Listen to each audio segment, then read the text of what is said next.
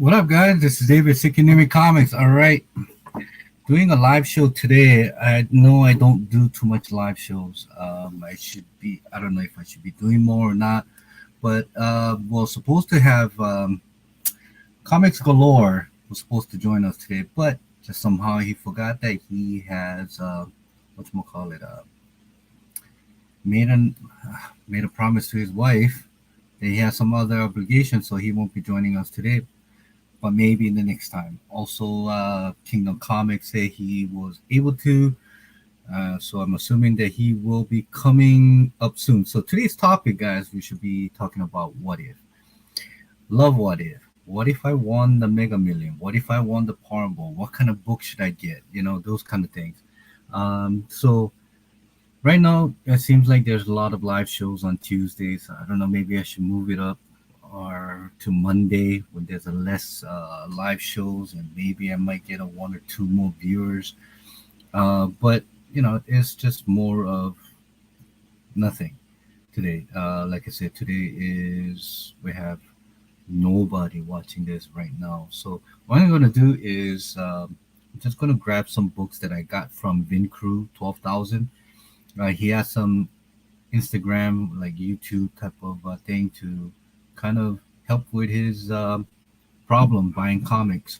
So I just got this in today. Sorry, guys. So also, I got something that I'm gonna do a review on. If I don't know, you guys are into sports cars or just in cars in general, but there it is, guys. I bought something that I was kind of hoping I would get some feedback from other people. It's what it is. It's a phantom display. So I'm gonna do a video. I'll upload it. I'll probably will give my review on this. So that's for the later. But here it is. Just gonna do a little unboxing. So when we get somebody in, if we do, we will talk about what if. And till now, I'm gonna just do a little unboxing. So there it is. I think I bought like I don't know how much books I got. I think I got like 4 or 5 books from VinCrew. Hey, Comics and Culture, what's up, man? Yeah, nothing much right now. I want to talk about what if, but I think this what if subject, this topic I want to talk about, I think it will be fun just to have one other people in the panel. So we can kind of do things. But right now, I'm doing an unboxing. I bought a book, I bought a handful of books from VinCrew 12,000. I don't know if you follow him or not on Instagram or on YouTube. So he was selling a lot of his books to kind of support his habit of buying a lot of things, books. So um, a lot of the books that I purchased from him before, it's something that I couldn't find in the wild here. Um, so let's see. Oh God!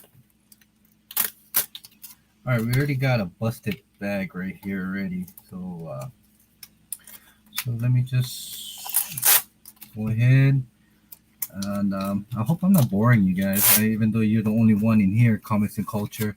Um, so let's see. What's the first book that I picked up from him? Okay. First book I got from him it's a newsstand. Uh, so he got this for $10, and it's a near mint minus to probably very fine plus, but it's a newsstand of New Mutant number 14. First, I guess first full appearance of Magic, and got this for. I made a deal with him. I like to support people that I know who have supported me, and you know, when if I can buy a couple of books to add to my collection, I say why not. Other thing is I always like wanted this cover, especially in a newsstand. It's a Tommy Fallen cover, and like I said, it's a pretty nice condition. Probably in very fine plus to near me minus. So it's Amazing Spider-Man 303, Todd McFarlane, Sandman appearance, and yeah, and look, it's a newsstand. So you know, I think Comic Galore Alex he uploaded a video about this holy grail that he had gotten, and he was making fun of like how people would pay 5 times the amount just because it's a newsstand. But there, he was making fun of it. But to him, he's saying regardless what it is, if it's a book, if it's a book that you want, then just pick it up, regardless if it's a. Oh, good. Yeah, your Instagram page, Comics and Culture. I think we have pretty much the same taste. That means I'm in a good side. You know, having someone like you collect similar to what I have is it's a good thing. It's a good sign for me. And also another newsstand. And when he got this, I shot him a price, and I see a few ticks on the spine, but I think that can be pressed out. But there's no major flaw. Oh man, there is. Okay. Well, regardless, I mean, it has a small little nick here, and but anyway, let me show you what it is. It's a newsstand. It's Voltron, number one, newsstand, right there. Yeah. So it's the nostalgia of things. I remember, and I guess I only picked up 4 books from him. Hmm. All right, and the first and the last one is with the torn poly bag, but it looks pretty good. Let's see under the lights. Yeah, I have a light here. Let's see.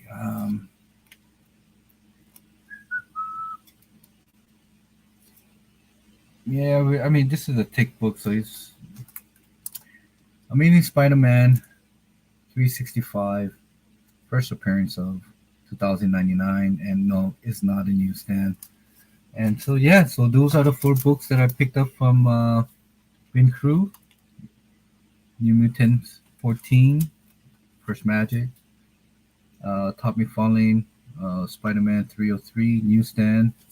What's up, Art Chemist? What up, buddy? And Voltron number 1, Newsstand. And that, you know, it's that's what I picked up today. I mean, that's pretty much my haul for this. And hey, Dan, what's up? What's up? Okay, um, I did some. I don't know. Let me just recap the pick. I don't know if you guys ever bought from Vin Crew 12,000, but these are the books that are okay. We got yeah, we got Kingdom Comics.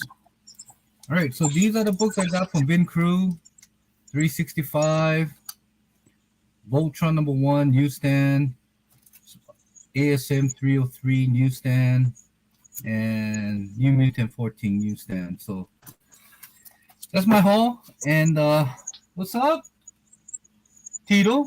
How you doing, man? Dude, I've been trying to get off the last 10 minutes. I got phone up here, I got the laptop down here, and nobody wants to talk. So you got everything working? Yeah, we'll see for how long. What do you mean? Your phone? What? Charge up your phone, buddy? Dude, my phone was built in 1983, okay? I'm one of those guys. Oh, you're one of them that spend all your money and everything else, but when it comes to something that is essential, you would just say, fuck it, right? It's gone. Fuck it, I don't need it. I got you. I got you. You know what? I don't blame you. I think I'm pretty much the same way. I was using iPhone, I believe it was iPhone 7. That's where you fucked up, but go ahead. Well, anyway, iPhone 7, and my wife said you need to upgrade your phone because it was getting bugged. I mean, I've been getting a lot of spam mails, text messages, and a lot of, I don't know, it was just getting to a point where and I upgraded. I got the newest one, iPhone 14. So from iPhone 7 to 14 is a huge upgrade. And I'm fucking having fun with it right now because I don't even use this tablet now anymore. I use it for just for live stream, but everything else is all this right here. Like I'm happy with it. And just give you a heads up, it's good to upgrade time to time, Tito. Hey, that's prior to this phone. So this is the S20 on Galaxy. Prior to this phone, my last phone was the Galaxy S7. Damn, man. Damn. Yeah, I don't really care for the phones. So Yeah. Well, a phone is an essential, but you don't really need to have the updated version. But I had to get it to a point where my iPhone 7 was just was just getting on my nerve. Anyway, hey, talk about your experience, man, in Hawaii. I know you were at what was that? Hawaii uh, Con or something? pop Yeah, culture. pop culture. Yeah, why don't you kind of give us a highlight of just recapping, and don't make it too long. Make it kind of short, like what you saw, what you did, who you met, what you picked up. Actually, it was something that me and my girl just wanted to go and take a gander at. And first of all, let's start off with it was a 2-day con, and we got there Sunday, which was the second day, but they didn't do single day fares. So if you showed up on Sunday, you still had to pay full price for both days. Damn. Yeah, so that didn't make sense to me, but No, it doesn't. I was like, you know what, bump it, let's just go. So we paid the 2-day price for the 1 day, and we walked in there, and I looked around, I was like, okay, what is this? What did I just walk into? And from what I understand, it's the first year of them doing it. So I'm actually rather happy that they called it a pop culture con versus a comic convention because there was two comic vendors in there. Just two. Yeah, just two. Okay. And CGC was there. The event was sponsored by Whatnot, and uh, it more lined up to a card convention than anything else because there was a lot of cards over there, a lot of card vendors, um, a few toy vendors, and some guests that I wasn't really familiar with. All right. So, what did you pick up anything good? My way out of there. Now it was just too expensive. Like there was just stuff there that well, let's put it like this: in my collecting, whatever it's called right now, I'm okay with what I have. I'm not really. You're content. You're content with your collection. Yeah, I'm not really. You're still picking up toys after toys. You're not content, buddy. You're just a fucking holder now. Well, as far as comics, I'm pretty content. There are comics out there that I want, but we're talking about the higher price comics, and not some that you'll find in the long box. I mean, you probably could, but probably facsimile copies. Yeah, you could. Yeah, facility, whatever that shit's called. But yeah, I mean, overall, I would probably give that con a rating of a man. Not bad, huh? Yeah, Not bad. So you can even think about like what grade to give. Yeah, I'll probably give it like a 4.54, and that stems from the very beginning of them not separating to a single day pass to what was presented at the con. So were you expecting something more grand, knowing that you had to pay the full price for 1 day? Did you go in with an expectation like this could be something that you would? I think I did because as soon as I walked in, I just started laughing. Like, like really, this is what we got, what we're doing with. But yeah, I mean, that's two vendors for comics, whole bunch of cards. What about toys? What about toy vendors? Was there any toy vendors? There was like one and a half. One of them was really, really good deals, but I couldn't pack anything. I was pretty much, I was shit out of luck there. If that toy vendor was here, I probably would have spent a good amount of money there. No, so it wasn't so bad. No, I mean, for its first year, it's not bad. you would think first year you want to start with a big bang. Probably you probably lose and profit a little bit just because it's first year and stuff. But I'm sure it would have made up in the second and third just by way of people talking and be like, "Yo, did you go to this con? See who was here? Did you see all that?"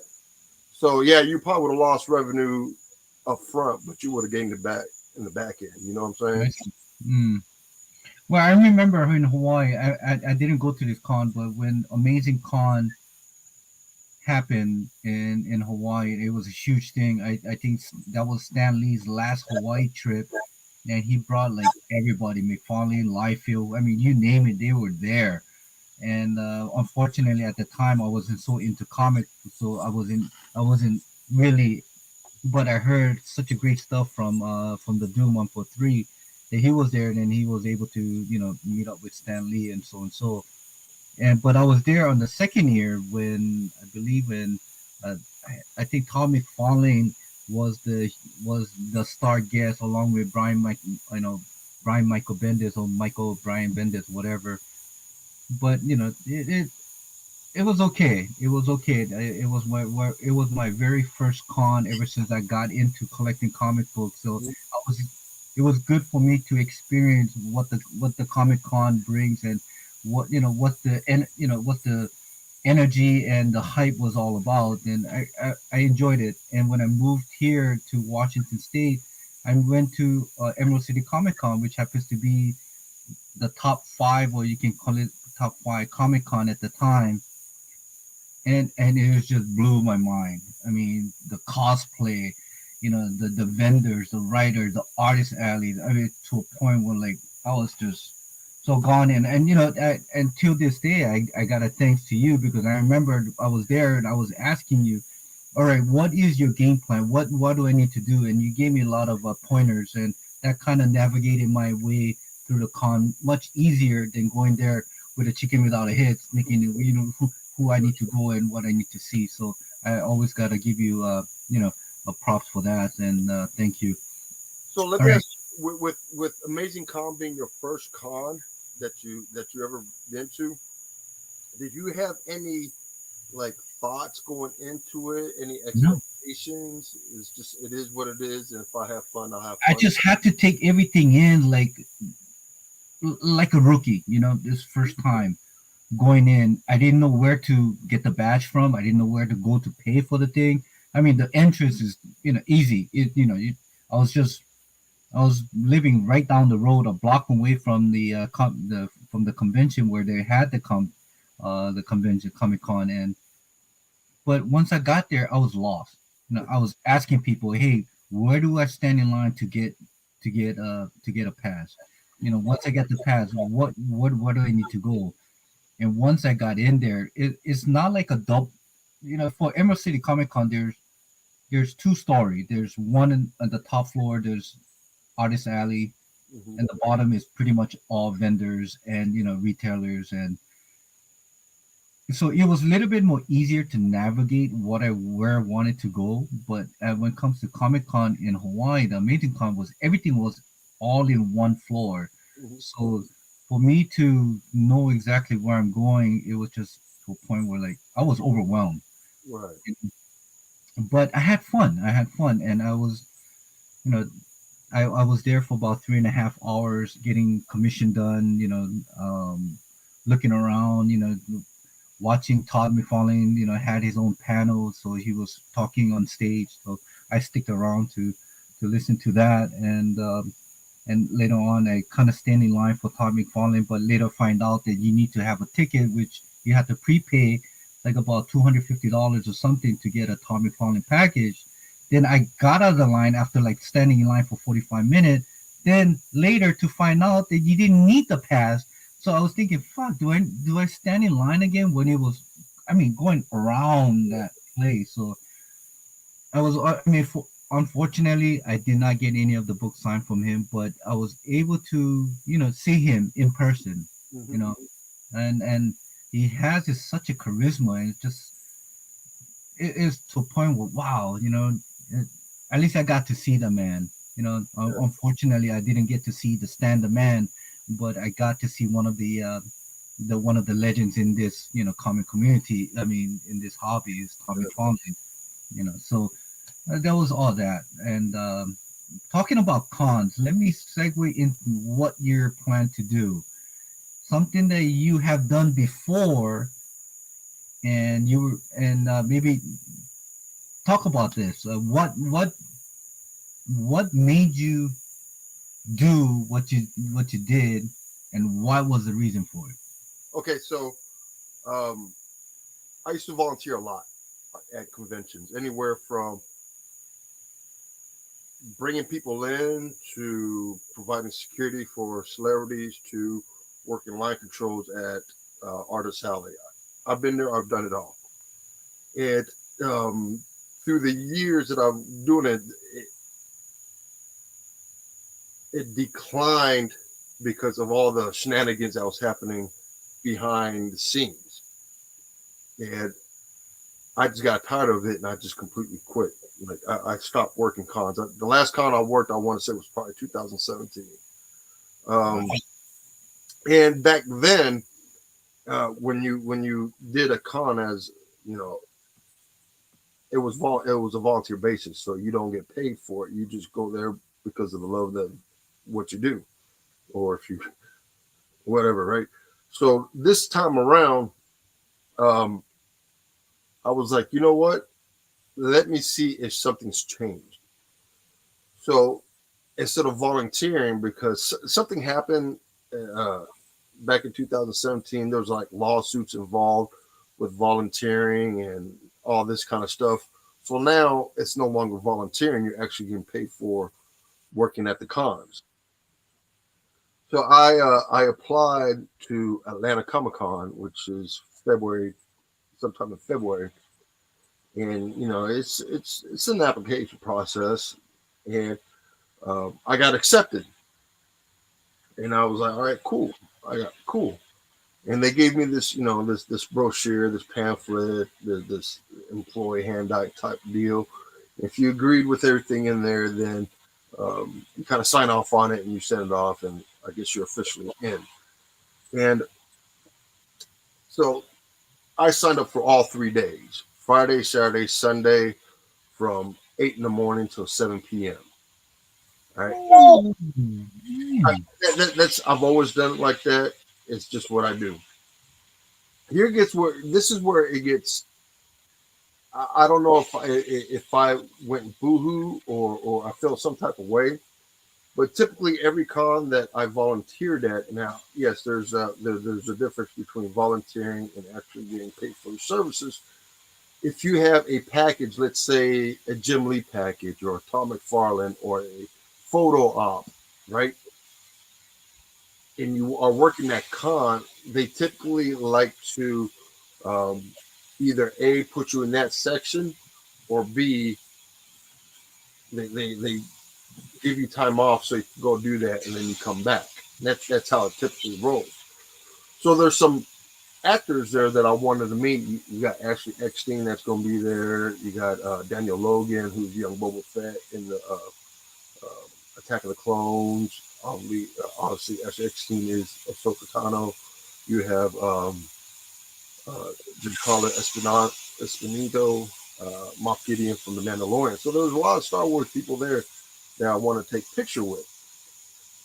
So out of curiosity, I typed up an email and I sent it off to the support team, and I was like, hey, there's what is y'all's protocol when it comes to dealing with photo ops and stuff like that? And my man was like, well, I mean, you're not guaranteed it. You just, if you get it, you get it, and if you don't, you don't. Now, mind you,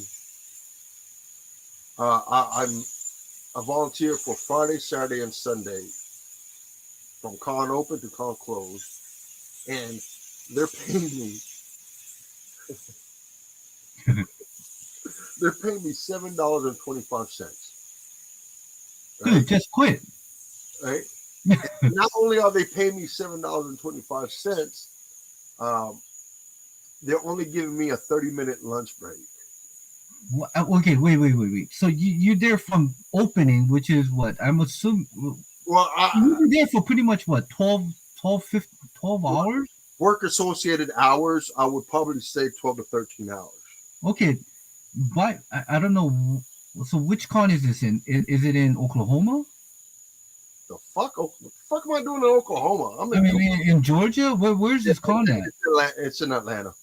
Okay, so in Atlanta, I don't know what, but the thing is here is that if you work anything over 8 hours, they gotta give you an hour fucking lunch break. That's by law.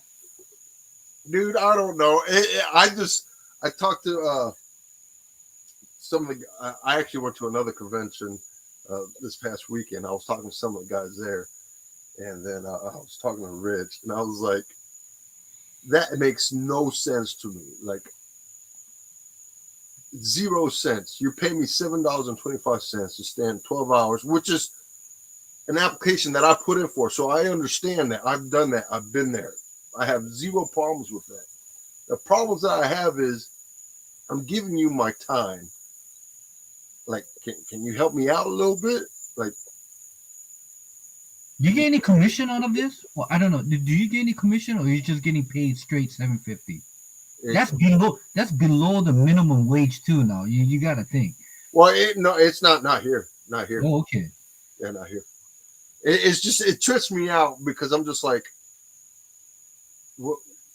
if I hate to say it like this, but you have to. Is like, what incentive is there for me then? Nothing.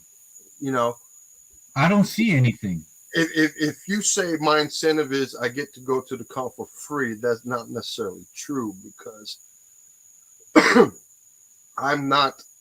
I will be there from open to close working with like a 30-minute break. Like, what exactly am I doing? You know, give and take. I will give you my time. Let me take some time to go and take care, some stuff to enjoy the con with. But that's what tripped me out about the whole thing. And that's the first con that I've never worked a con with the pay scale. I've always done it volunteer work, and I've always done it through the whole con. Friday, Saturday, Sunday from open to close. Now I've never had an issue where it was like you're shit out of luck. So I can't buy let's say Ashley Eckstein has 75 pictures, photo ops open on Friday. I can't buy any one of them because I don't know if I'm going to be able to make it. So you still gonna honor this thing and go there and work. Am I going to honor it? Look, so I applied this shit months ago and I didn't hear any word. So I went ahead and bought a 3-day pass for it. So then when I got accepted, the passes aren't refundable. Like most passes are not refundable. Unfortunately for me, my daughter's here. So I was like, yo, you want to go? What's up? You want to go? And she was like, yeah, sure. So I have to deep dive myself to figure out, is it really worth me going, or do, Alicia go to Friday and Saturday and then I'll take the pass for Sunday, and just do my photo ops on Sunday. But yeah, that's the first time I've ever dealt with that like mentality to me.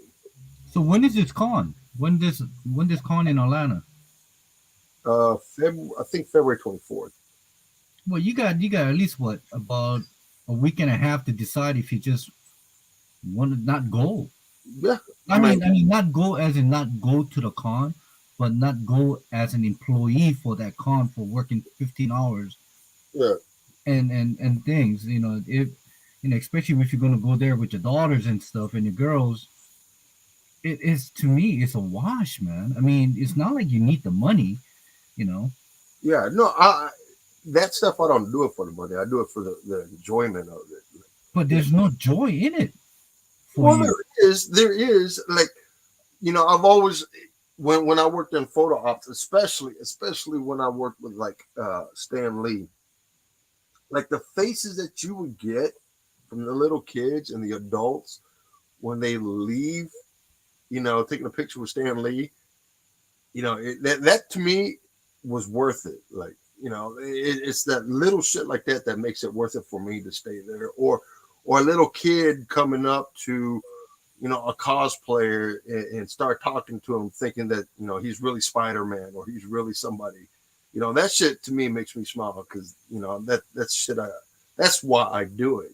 It's not because like I'm trying to do this or trying to do that. It's just the smiles that I get when I see other people smiling, like me living vicariously through them and watching them handle stuff.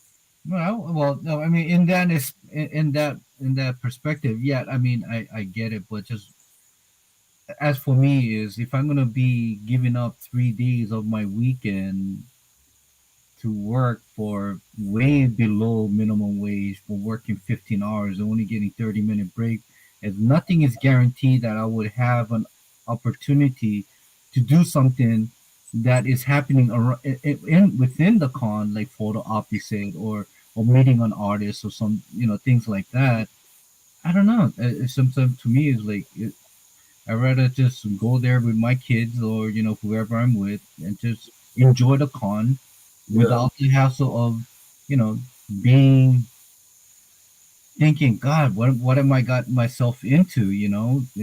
Because I'm sure you can see that same experience being there. Let's say one of the actors that you want to go or the actor that you want to have a photo op with.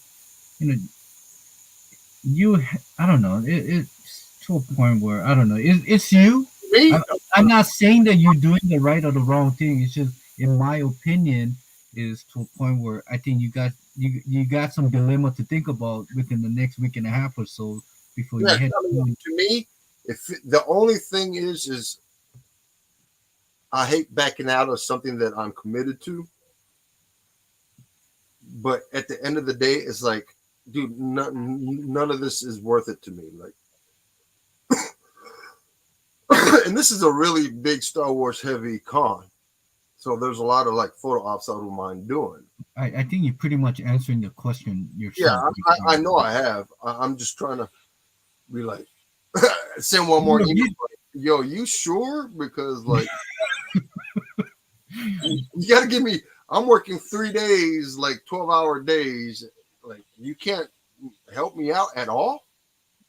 Listen, And then, and then if he says no, then I'm just like, well, you throw my name out. Then you lost some experience. I know what I'm worth in the convention area. yeah, I mean, regardless, what the price, what the pay is, to a point where they can't guarantee. First off, they said they can't guarantee anything. Yep. It's like, come on, man. It's like, give me two photo ops. Let me go there just, and I seen how this photo op works. It's like, okay, boom, next, next, next. It only takes what, not more than 10 seconds for you to be there to take a photo of, and if you can get a signature or what, but less than 10 seconds, and they can't even guarantee that. As to me, it's like, you know, s- you know, I Right. don't I know. mean, and there's always workarounds. I mean, I've seen it where like uh, employees or volunteers they jump in first to take a picture so they can leave and go back to their assigned areas, or they come in last, take pictures, and then go back to their assigned areas. I'm not saying motherfucker let me sit in line for an hour and a half. No, no, no, Right? What no. I'm saying is let me get in, take the picture, say hi, and get the fuck out and go back to work. That's all I'm saying. I I again, don't know. I think 2007, no, 2018 was his first con, and then 2019, and then obviously 2020 was a shit show, and I think 2021 was a shit show too. Yeah, 2021 Emerald City Comic Con. 2020 and 21 was a shit show. There was nobody. Yeah, There weren't. Normally they would get like image comic stand, there, and they would have a lot of publishing stand, but there was none. I think there was one. What's that? God, who's the company that does Grim Fairy Tales? Jason. Zenoscope. They had a small stand of Zenoscope, and this was pretty much it. and Funko Pop. I mean, of course, they just take about 1/8 of the con's floor space. But I mean, I'm not so into pops as you can see, right there. So, but anyway, let's get into the topic. I know you wanted to talk about market, but honestly, Tito, the thing is that everybody's talking about market because we all know market is falling. But is it really falling? Or is it adjusting and so and so? Oh, hold on. It kind of goes with marketing. I mean, market, but also with convention, right? So I spoke earlier about I was at the convention on Saturday, and there was particular books that I was looking for, and the number one thing that I heard from everybody was, "I'm holding on to it. I'm holding on to it. I'm holding on to it," because they're waiting for some type of announcement. They're waiting for something to boost the price from what it is now to what it can be later. And I was just thinking to myself, I was like, dude, you got this dude, me, who's willing to buy a book now, and let's go on with it. And if it's that mentality of the vendor that I'm holding on to a book to make more money, then what's to say that when the time that book drop, go ahead. Time out. Wait, so you were at a con and there was a vendor and there was a book that you wanted to buy, Yeah. and he tells you that he's holding on to it? Okay. The book's not there. I was Oh, asking okay. about that book. Okay. So he did not have that book at the con, No, but he did have the book. but not at the con. Correct. Okay, because I was thinking, wait, this fucking vendor brought a book to his con, and he's like having it in. He showed it, but he's saying, "Hey, let's make a deal in the con." He's like, "No, I'm gonna hold on to this book." Yeah. Okay, all right. I just have to make that clear because to me, it's pretty fucked up for a vendor bring a book to a con, and he's not gonna sell it to you and say, "No, I'm gonna wait until shit that hits the fucking all-time high." And All right. it's like, what? Okay, that's cool. You can do that, but then you're gonna lose yourself from me if I find it somewhere else, right? True. Or and I think Pressable Defects. I was watching their video, and they Yeah, I saw you in there. yeah, and I saw like one of the things that they said is a lot of people are holding on to the books, so when something does drop, they can start dropping their books for sale. Well, then at the end of the day, It floods the market. it floods the market, and you're not going to get the value that you think you're going to get because everybody else is trying to get that same value. And there's a whole lot of books out there.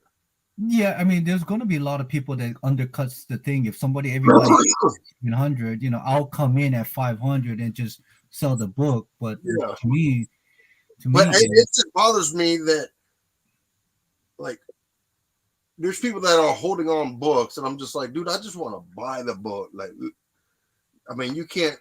Well, how much more do you think this book is going to go up, right? Or go they're, down? they're thinking 2020. I mean, they're thinking 2020 type of value We'll when never, everything just skyrocket like 30% yeah, above what it was selling you. never happen again.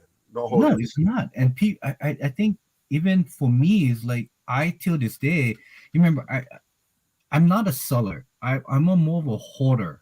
I hold on to things. I like tangibles, things that I like to see, and when I get it, I don't usually sell. And the only time that I will sell is when I really need to have the funds. It's not going to put me into retirement, but it's just for example, the Miles Morales, that variant. Now it's a $5,000 book, but I sold it for what? I think I sold it for like 1,800. That's after the fee that I got, and I was happy with it. But the thing is, I'm not a seller at heart. I do sell, but I'm not a seller at heart. Bro, But do you realize that the only time that I've always sold my books was because of you and because of Rich? wait. You okay? I need to know the reason why. Yeah. Why? I'm blaming you. I'd be like, yo, I got this book and it's going for this much, and y'all be like, fucking sell that some bitch, sell it. Yeah, sell it. I'll be The like, oh, only reason I say sell it because one, I don't have it in my hand. Second, the certain books that you have, it has no, I don't know, it doesn't mean it doesn't mean anything specific for me. So I think, okay, you found the jock, Spirit Spider-Man, whatever, and I think sell it because knowing you probably will find another copy anytime soon. Within if you go hunting, yeah. but I just it cracked me up because I just now realized that the only time I sell is when you fuckers are like, yeah, go ahead and sell it. I'm like, oh, okay, let me go sell it. do you regret it? Do you regret it? Fuck yeah, dude. I regret every sell. See, then you're not a seller. I'm not a seller because I regret every book that I have so far. That I have sold. No, And I'm still regretting a book that I have not sold yet, but it is in the market. My UF4 125 variant. That's been I posted like months and months ago. I mean, still no bites, but if it does sell, I know I'm gonna regret it. well, But every book that I've sold, okay, so I sold the first Deathstroke. I sold the first Damian Wayne variant. I got all them bitches back. I bought them all back, but it's just like fucking money. Money talks. yeah, and Hazel Dan it said right here. Only time we sell is to buy other stuff. Yes, other stuff. It doesn't normally have to be comic book. I bought other stuff. Like, see, I bought a new phone with it.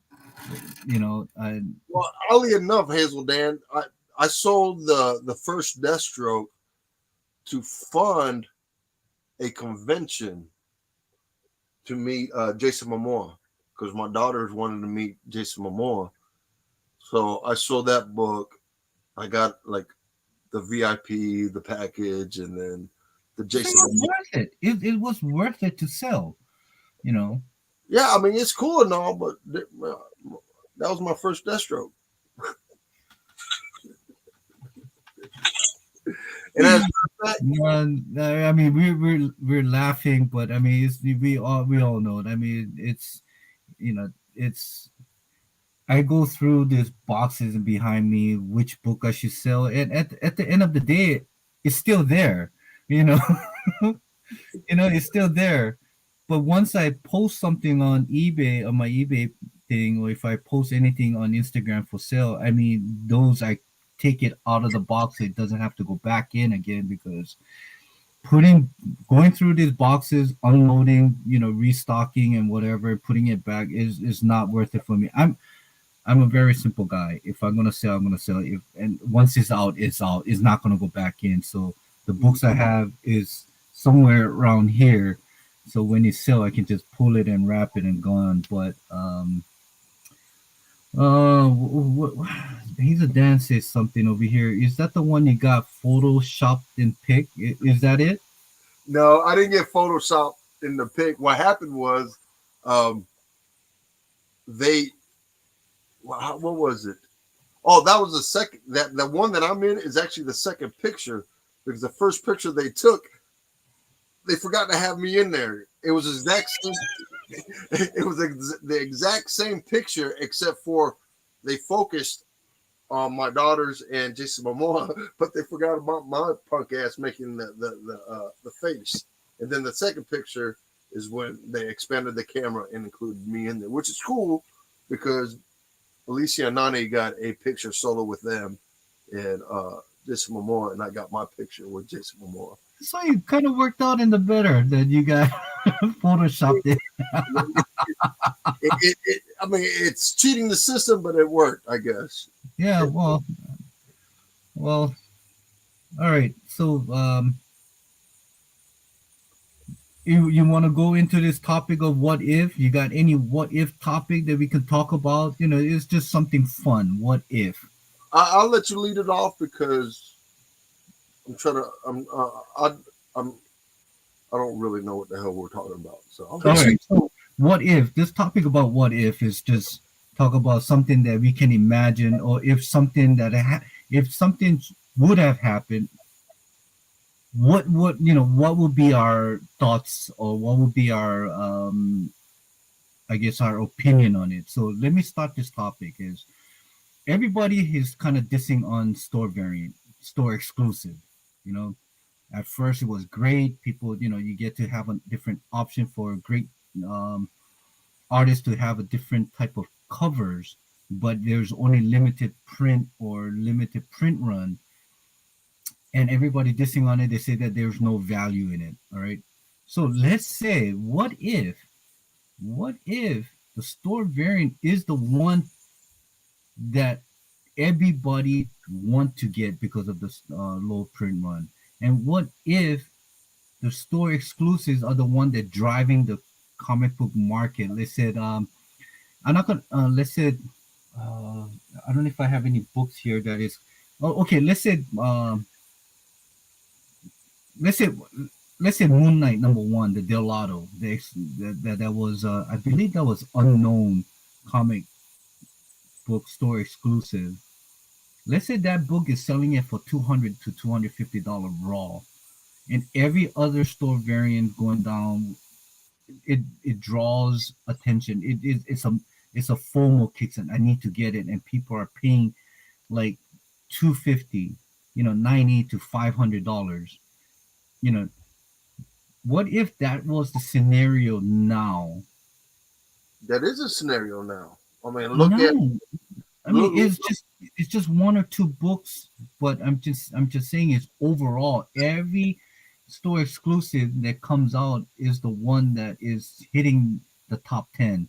You know, out of the top 10, there's 8 store variants that is just breaking all-time record on sale.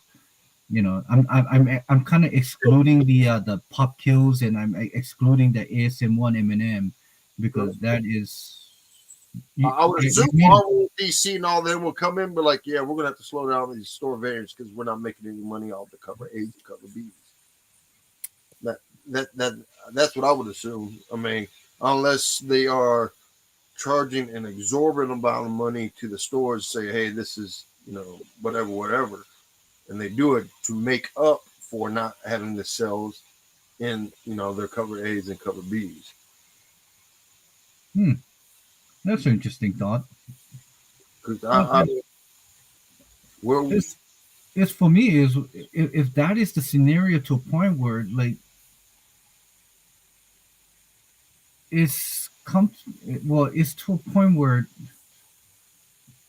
I guess you're right. The don't cover let, A, cover don't B let would be inexistent because now everybody will just buy store variant and not going into you know not care about the cover A or cover B because it's pretty much you want the low print run or that is very exclusive that will be into it.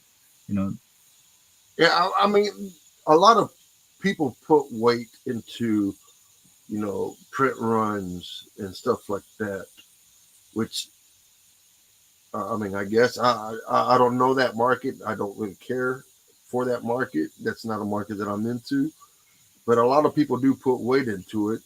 It's basically, from what I understand, the only way that something would hold its value would be if there's a significant like key going on with that book in itself, hmm. unless it is a first appearance on a cover type deal.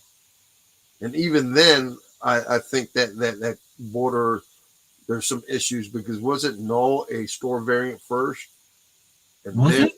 a third print? I Was want it? I believe Null was that weird situation where there was a store variant and there was a third print with Null being on the cover. Hmm. Uh, I don't know, that happened like 4 years ago, but I do remember. Yeah, see, Hazel Dance and Frankie's, Oh, okay. but Well, they're. I think Frank. Okay, I don't know. I I know remember. that the third print happens to be one of the key is to get if you're into that node thing. I mean, I have the Well, main the one for that key variant. was Null being on the cover, and I On the believe, third print, right? yeah, Venom #3, yeah, and it was Noel's first appearance.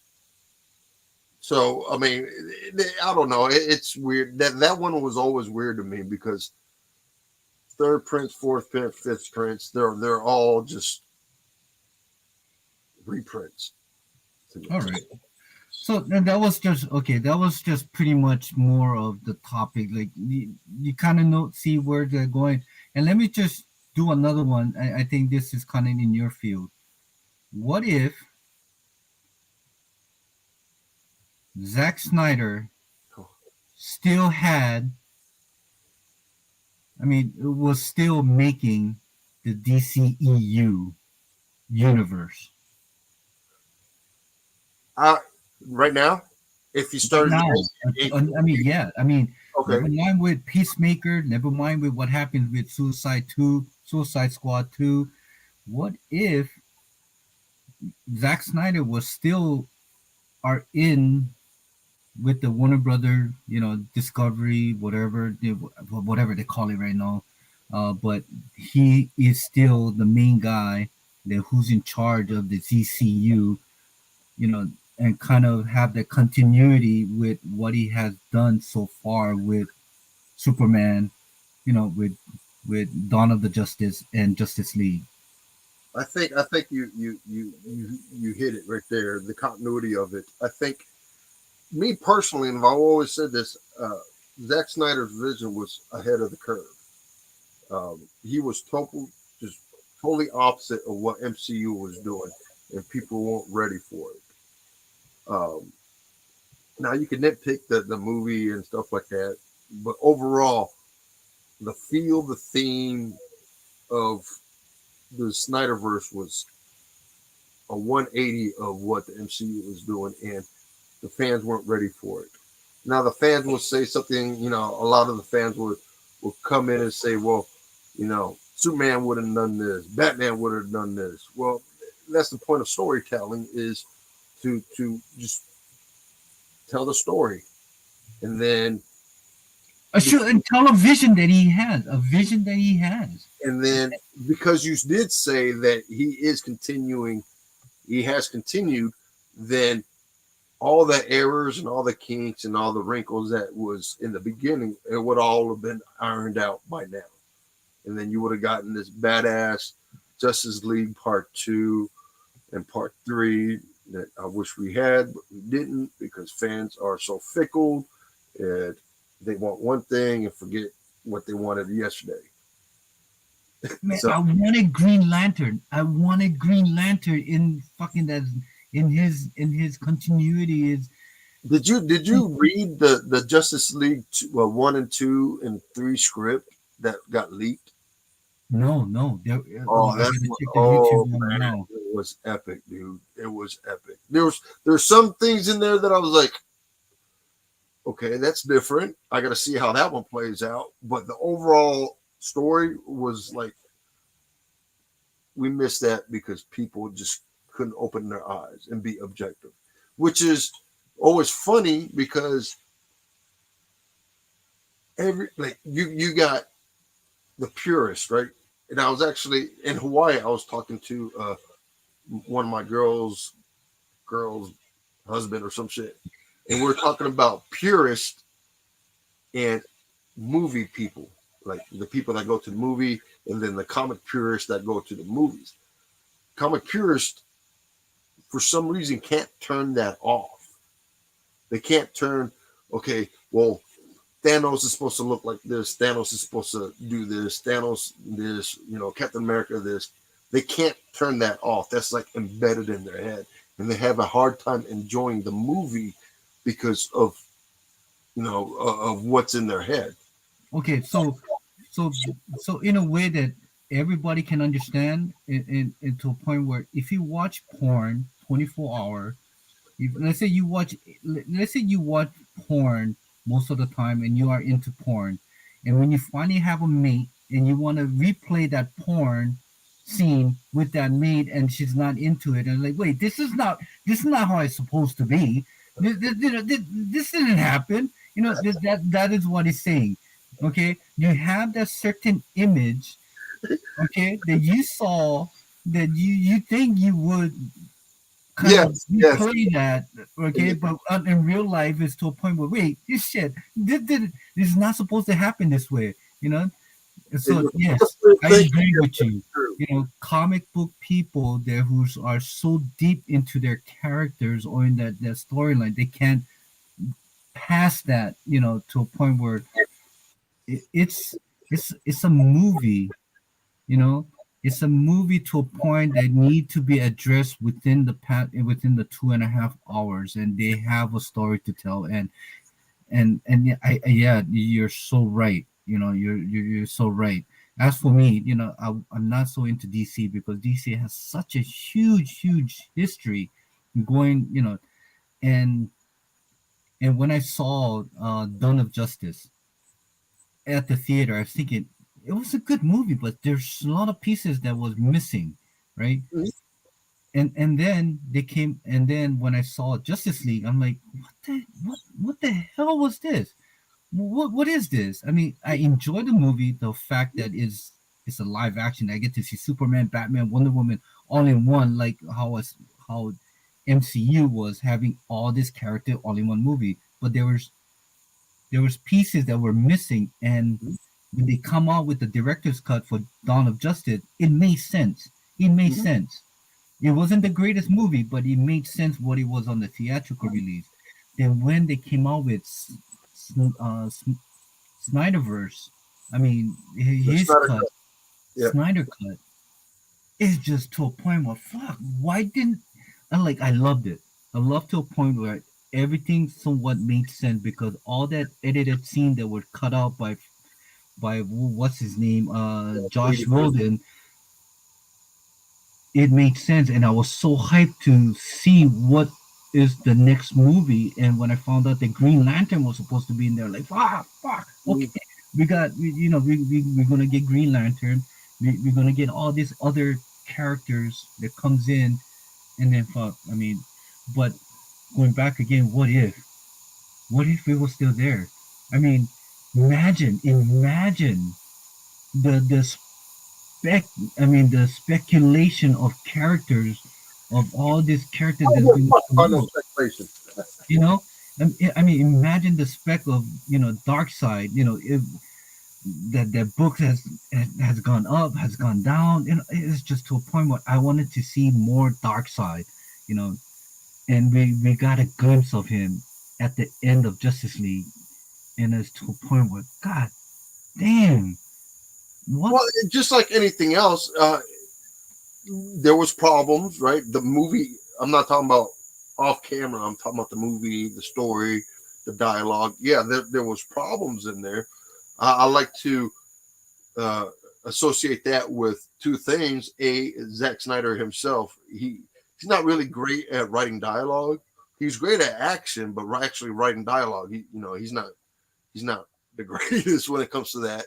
And two was Warner Brothers, fueling that fire of let's push all the stuff out, which in turn kind of like burned them because it didn't get the reception that they thought they were going to get.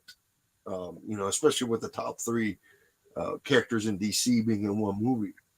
So You got the Trinity, the top three, and they're still. I mean, I get it, but it it was so fast.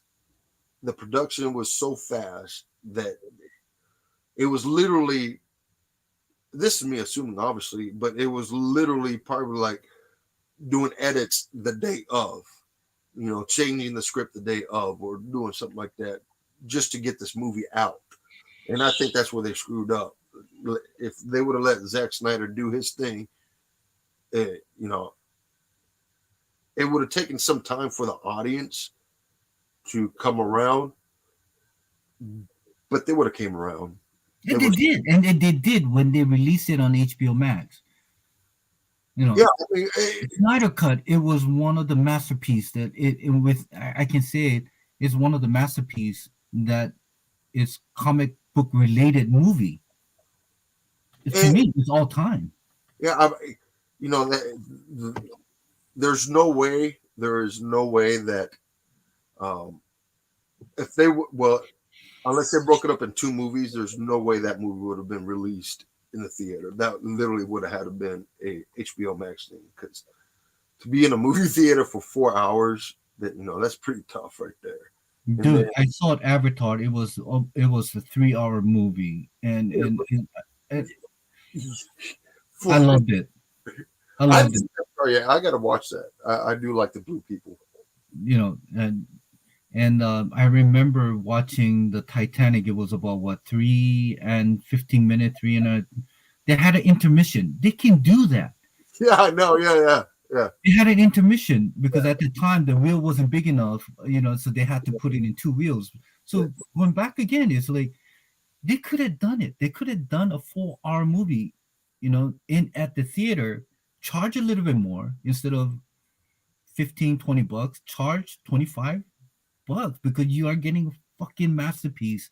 And after 2 hours, do an intermission, do a 30-minute intermission to just everybody do their business and get more popcorn or whatever, come back and have that fucking the Yeah. ending that we all wanted, and then move on and have the continuity, move on, have Zack Snyder do his thing, do his magic. A lot of people were talking about his first movie. I think it was what Watchmen. That shit didn't hit. I mean, that thing didn't succeed in the movie theater, but in the secondary market, the DVD, so and so, I loved it. Yeah. It was a great adaptation to Watchmen. It was done exactly like what the comic book did, and he delivered it. And now we're never gonna see a fucking day of light of seeing the goddamn Snyder universe in the DCU because some dumb fucking executive on Warner Brothers or whatever DC. No, it was the fans. The fans scared the studio. The studio backed out. The fans had a lot of uproar. Superman would never kill somebody. Batman would never kill somebody. I was just like, let the story play out and let's see how this goes. Yeah, like what? Superman never killed anyone? Come on, I think he killed somebody. Okay, he killed Doomsday, motherfucker, before he died. All right. I, And the thing was, if you ever listen to Zack Snyder, that was intentional. That scene was intentional for his arc, character for his character. for his character. It would have worked out at At the end. at the end of the day. But people are so like nearsighted, I guess, that they just couldn't get past it.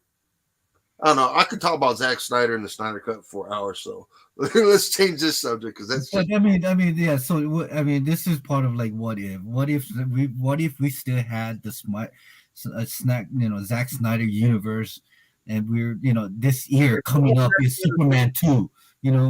if we had Zack Snyder's universe right now, I think the MCU would be a lot different.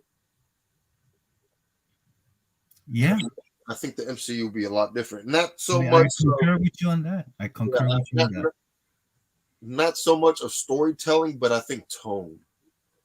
The tone would have been a lot different. Dark. I love the dark fucking. It's just That's what DC is all about.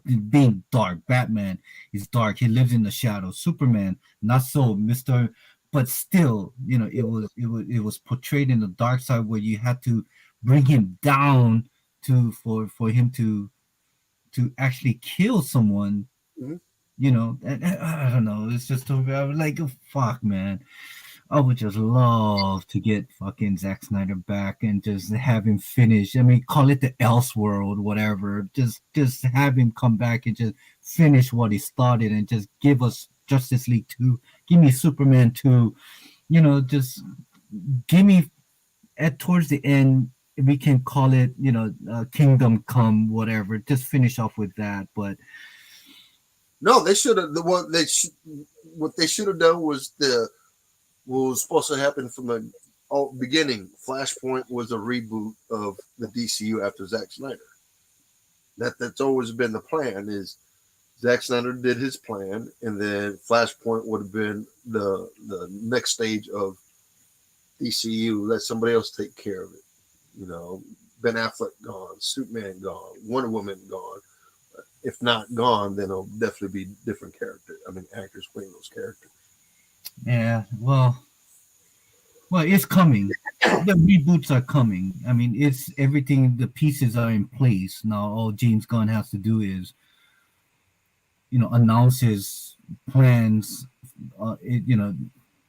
I guess you can call it what do you call this? But I guess his plan to what movies that he's thinking about bringing out, and so on. So, are you hyped with that? Are you hyped that James Gunn is in control of the DCU now? Am I hype?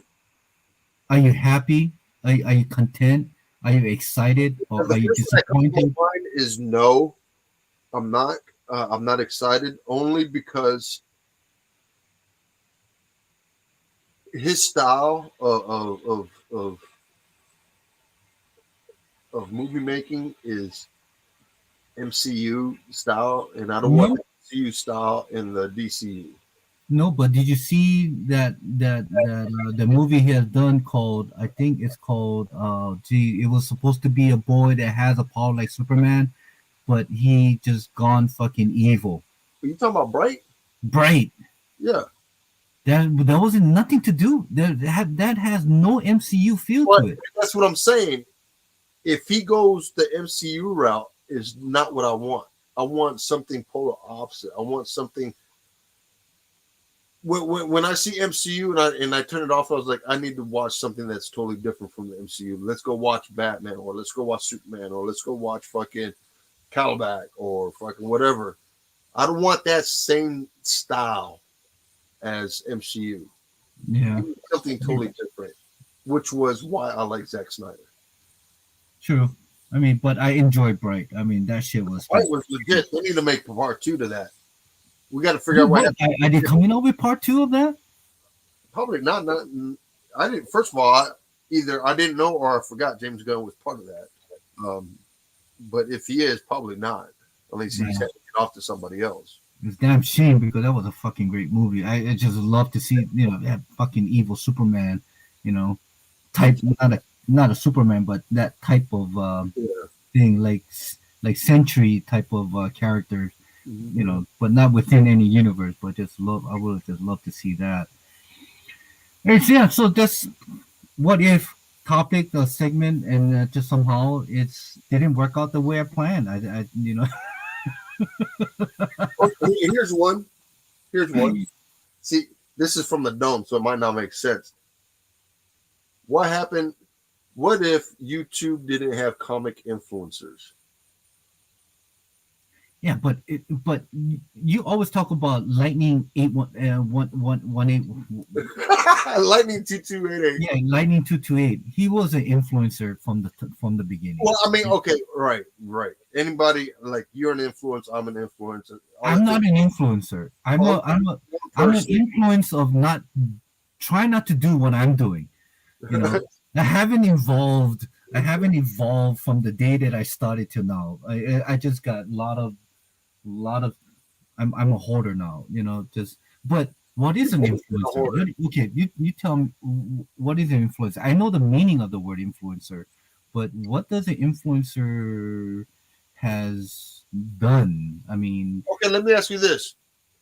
All right, from 2016 or 2015 to about 2018 versus 2018 to 2023. And I'm picking those particular years because that's the years I was involved in YouTube. I don't know anything past that other than what I watch on YouTube. Is there a difference of YouTube content? Would you say there's a difference in YouTube content? oh yeah. All right. Yeah. Now, when I say what if there's no YouTube, I mean no influencers. Yes, that could be that you can say that for 2015 to 2018. Yeah, but it's more prominent now because I think now there's brands, right? People are love to talk about the brand of X YouTuber, the brand of X whatever. right? But what happens if we didn't have any of that? Is would the comic market, first of all, will we have the comic boom of 2020 if we didn't have those influencers? And two, would the comic uh, community be uh, uh, more divisive or more included? I think to a point where I think when it comes to this community itself is always have been divided into many spectacles of groups and and their beliefs and but without going back to when I started and how he has evolved now is has changed a lot of the content that that the people are are uploading now. But at the same time, I mean, it's more like you said, going back is more branded. People are branding themselves, getting but back to your thing. Let me just go back to answer your question. Is I think the market would have been. I think market would have stabilized a little bit more. Okay, and Do you think the comic boom of 2020 would have happened if we didn't have these like high profile influencers?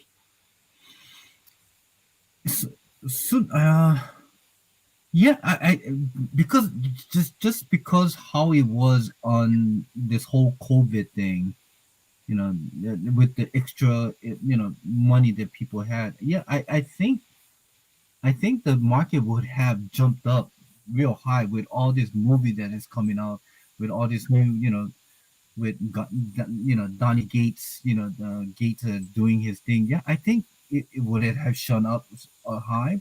I don't know. Um, Only can be speculated, but yeah, I think What if? yeah, I mean, yeah, it would have. I think it would have not be as significant as it did, but it would definitely had an increase of the of the price of this comic book has gone up. You know, I truly believe that because, like I said, no, during the COVID, during 2020, 2021, people were just spending money on things because there's nowhere to go, you know. And I think a lot of what going back is influencer had more time being in front of a camera doing this type of live shows and influencing people and speculating and things, and people are just sheep to follow and just grab the books that they said that it could happen. It was a strange time. Like I said, it will happen, but not as how it was in back in 2020 21. You know, but I think there would have been like you, but I think mine would have been a little bit lower. My what if the influencers wasn't as big as they are now? I think there would have been a spike, but I don't think the spike would have been nowhere near. Like maybe a man, a quarter is still too much. Probably what's less than a quarter, an eighth, I guess, maybe. yeah, 1 8, Yeah, 1 8. a spike of what it was, because previous to, I guess, comic fraud, we didn't really have anybody that would do a top 10. At least not that I remember. I think Dazzy, I think his name is Dazzy or Dazzle or something like that. I think him and that dude started about the same time. I But mean, top 10 book was always there, but I don't think they actually had the tools to actually have like what they have it now with, TiVo Lord of the Long Box with cover price, app. well, You I know, mean, you, still, you all you had to do, literally, all you had to do was go to eBay. Back then, you had the comic book realm, and then you had something else. Um, Maybe I you probably could have plugged in the overshoot price guide. It would have been outdated, but then you can use that as a gauge for the eBays and the CDRs to say, this is what Overstreet's saying, like a price comparison between the two. But it wasn't, with the top 10s, there was really no top 10s going on other than, the tag videos, right? Favorite top 10 gym ladies or, whatever. But there was no top 10s. And a lot of it had to do with monetary value where, oh, this book is going for this much, sell it or buy it, whatever. And that, you know what? I'm sorry to stop you with that, but what to me is okay. This top 10 shows, top 10 books for the week of whatever. Uh-huh. So they always say it. These are the top 10 books that has sold and has increased. Mm-hmm. But to a point where who decides? Who decides these books? It's very obscure books. To me, it's like top 10 books should be always like the most books that is sold within that week. I'm sure it's gonna be Spawn #1, ASM. Those books should be always be added. I don't. And that's why this top 10 thing is to me is a market driven to a point where they need to speculate to hype certain books for it to order to kind of I don't know, drive the market in a way. Well, my question has always been, what's the point of a top 10? Right? To me, who was it? It was Simple Man's Comics when he did his top 10. To me, it was always like, tic-tac-toe. What books do I have? Just for fun. It was just saying, okay, what books is on this 10 that I have? And then I would post it up on Instagram and, XX000000. But it was always fun. And then it's always been, what's the point of having a top 10? Like I said, it has to do with some kind of I don't know if they would call it manipulating the market because they're showing end result of what has happened a week before. Right. Right. So I don't know. I guess you're right. It's a checklist to a point where what's in your collection? Did it make the top 10? Sure. And then when every time I support TiVo, and regardless what other people might say. I mean, the guy is just I don't know, just something about his character that I like and what he brings to this community. But and when he goes on the cover price top 10, I see people like 1 out of 9. Out of the yeah, I used to do that with. I still do it to this day. I go there like, what the fuck is this book? I don't have that book. Yeah. Like, who fucking collects this book? Who buys this fucking book? And then and for the past 3 weeks, the ASM fucking won.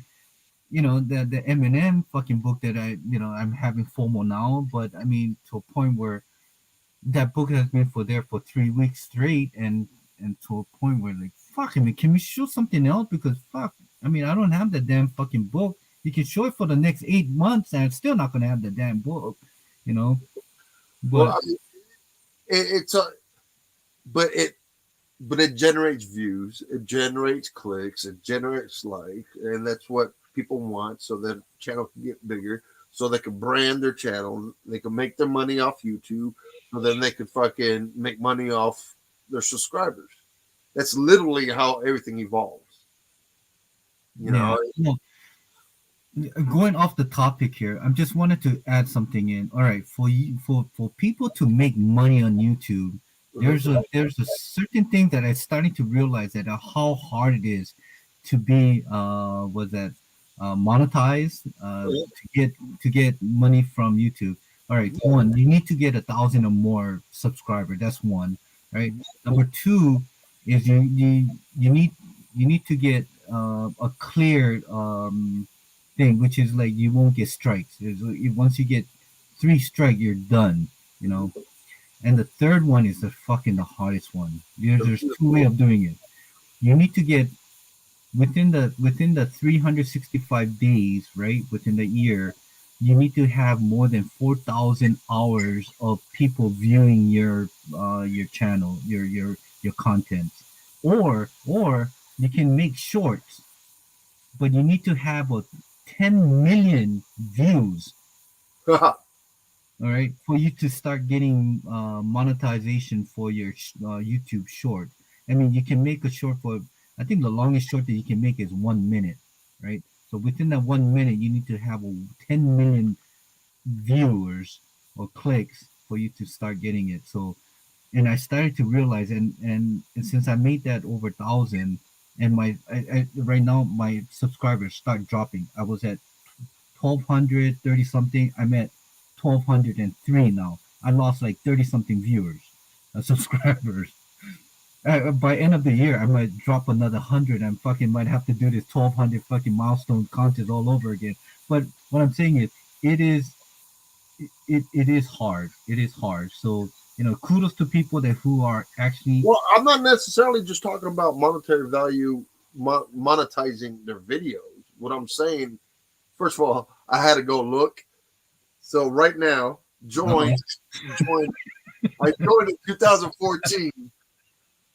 I have 732 subscribers. Mind you, I've been at 700 for the last 4 years. That's because I don't ever do anything on this shit anymore. And I have like 33,540 views. Like, I'm this shit ain't happening. But but I'm not necessarily talking about making money from YouTube. I'm more talking about I have a platform that I have a voice, and within that voice now I can start making money, whether it be auctions on the channel. Auctions, remember auctions in 2018 and 19? Like, them bitches was everywhere. Like, every night you would find somebody that had an auction. Yeah, because fucking nobody has anything to do but fucking go on YouTube and start selling books. Because fuck, I mean, where can you go? Everybody were closed. No, I'm not talking about 2020. I'm talking about 2018 and 19. Oh, 18 and 19. Oh, okay. Yeah. Well. And people, they'll do their claim sales. Like, that literally, you would see right when they get to like a certain number. That's when they start throwing out claim sales, auctions, be part of this, be part of that, just to make money. Like, they get their subscribers as fast as they can to make money off of them. I've always had issues with that. You want to do an auction? I'm doing an auction this year. And I've been trying to get Biggie's. Well, no. I've told Biggie's. I just haven't pulled the trigger on when I want to get on his channel and do it. Well, I was thinking the same thing. Maybe one Sunday, probably I'll start around 5 in the afternoon, Pacific Standard Time, and just get like books. Just open one box and start pulling books and say, okay, these starting bid at $50, or $5, and see what's going on. But dude, like you said, you were stuck at 700 subscribers for the past 4 years. I've been stuck at fucking 1,200 subscribers for the past like what 3 years now, and my videos, I don't get more than like fucking 150. I mean, if it's something that people wants to watch, maybe I might get 200 views, right? So imagine you and me, we're doing a fucking auction on Sunday, and guess how many people will join? 7 people. When we'll be and they will all get motherfucker too. Yeah, we'll be Hazel Dan. We'll and which all these people are just have the books they already had, like Jay Salsa, Art Chemist, Comics and Culture. I mean, I'm telling you, man. And we got East Meets West. It happens to be one of the guys that fucking panel member for Big East, on New York Warriors. You think they're gonna start buying our books for fucking no? And for us to be in another channel, for us to like sell is, I mean, to me, it's like it's okay, but no poons that is me. I mean, I'm not talking shit, okay, but to me, it's like the last Big East New York Warrior auction this past, I think was this last week Friday. They did. You know how much panel member were there? They had Doom, they had Biggie, they had Thoro, they had Mike, and they had Roman Clovis, And okay, Manny. and Manny. There's 6 people, all right, and that shit went for 3 hours. You know how much rounds they had each? 3. Four, I think four. I fell asleep by the time they hit four because I. Well, see, and that's the problem because I work Friday nights at the bar, so I could never do a auction unless they move it somehow. And I asked him, can you guys fucking do this on a Sunday night? Hell no! You saw that 3.5 hours. Everybody got to work in the morning. But fucking didn't start a little earlier, you know? Fuck, when you get people like. Hey, you got to admit though, some of the shit that like. So, Joker, he knows. Like, I go there for specifically like 2 books. Anybody got a hot rod book, and I'm looking for X23 number 15 variant. Like, and Roman is the only one that has it, and that motherfucker ain't coming off of it. But those are the only 2 books I look at when I'm there because I'm hoping somebody would like come in and do it. Okay, so Mike for Joker M21 said there were like 5 or 6 rounds, but still, man, 5 or 6 rounds. I mean, Jesus, for fucking you guys weren't for what 3.5 hours? Hey, but I know fucking Joker shit. I hit him up every time, but the thing is like it's in their name, like in their little like auctions logo, right? What is it? Come for the book, stay for the laughs, dude. I like I'm at work, like literally searching people, and I'm over here laughing, and they're like, "The fuck you laughing at?" And I'm like, "Don't worry about it, kid. I'm both searching." It's that shit. That's like my entertainment for Friday nights, and that's why it's hard for me to do auctions with them because I work on Friday nights. No, average people works Friday night. I mean, fuck, I work every day, but Sunday is the day that I think I can get off a little bit early, come home. Yeah, but I mean, you got football. I mean, I guess you probably use that to your advantage. People drinking and then spend money while they're drunk. Fuck it. Fuck, man. I don't know. So I'm thinking maybe I should just do a fucking live action on my channel to see and just fucking sell some books for a really stupid price and hoping that rumor goes around is, hey, you gotta go fucking check out so and so and build that up and fuck, I don't know, because there's no fucking way that Biggie is gonna bump his fucking Friday auction to Sunday just to fucking accommodate us to fucking and then, and I wouldn't expect him to. It's just that I know that I would have to work around his schedule to get it done, and it'll have to be like one of those days where I call him and be like, I ain't coming. Exactly, Mike. Friday is a payday. That mean they can hold on to their goddamn money till Sunday, you know? You know that ain't true, because motherfuckers, as soon as that shit hits the bank, that night they're going out. And then you got Saturday. And then you got Sunday. Sunday is a good day to sell comic books. Trust me on this. You have more people, you have more viewers, people coming to your channel on a Sunday afternoon and stay on for like 3 to 4 hours. I'm telling you, man, you have more. Mike, I'm telling you, if you stay on this channel, Mike, convince me like, to do one on Sunday. Years and we had no issues, so we ain't moving it. Yeah, well, I gotta find a way because eBay's fucking that 20% fucking fee after everything is done is killing it. It's killing me, you know, and I try Whatnot and fucking it just raped me because some of the books that I sold, you know, it was just to a point of fuck, is it worth it? So I deleted that goddamn fucking app because I don't want no part of it anymore. Then I was thinking maybe I should do a live auction, you know. So I was thinking, wow, what's a good place? And I always tell Biggie, fucking Sunday. Sunday's the only fucking day that I got. God damn it, dude.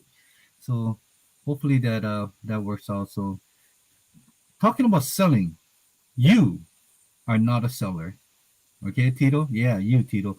You're not a seller, but you have told me, as has mentioned on a group chat, that you are planning to sell 3/4 of your collection. Yeah. You know, it's funny. I posted that, I think, Dirty Pair today, either today or yesterday. I posted that on IG, and somebody commented on it and said, "Hey, is this for sale or some shit like that?" And for the first time in a long ass time, I wrote, uh, "Not yet," which is like super out of, like, I don't know. It's atypical for me to be like, "Yeah, I'm going to sell it, but not right now." Like, Yeah, you fucking like sound like the goddamn vendor at the con. No, I'm holding on to it until fucking. dude, if I wanted to sell fucking Dirty Pair, this would, like, right now would be the time to fucking sell it. What, Dirty Pair? Yeah, Dirty Pair. I think I sold that last year. My copy. Yeah, this would be the time to fucking sell it. But I'm not ready to, like, I got to look at everything because I mean, I don't even have shit separated to be, I know what, like, my plan is flea market and then auctions. And the auctions is going to be more like the higher price books, and then the flea markets are going to be like the runs. Yeah, I was thinking about just my spec play that has not planned out. I think just thinking about just dumping at the LCS and just said, you know what, fuck it, buy it 50 cents a copy if you want to, 25 cents. I got two short boxes of those things that I don't mind just dumping at the LCS to make room because I don't know how long I'm gonna see. With your LCS? Yeah. See, I don't like Oh, they if I'm close with the LCS? No. Well, I don't have a relationship because they are super overpriced, and I'm not going to support them on that. no, and you're right. I mean, there's this one LCS that I trying to make some relationship when I took a half short boxes of comic books that I could have sold, and it was value over 500, and the fucker only gave me $150 for it. You Yeah. know, so I was thinking, wow, okay, you know what? Since I brought this book, since take it, whatever. But to a point where giving these books for maybe 25 cents a book, I mean, why not? But whatever, I got a whole year to kind of do things, and but fuck, man, I'm so goddamn. It's like taking pictures and uploading on eBay, fucking pricing it.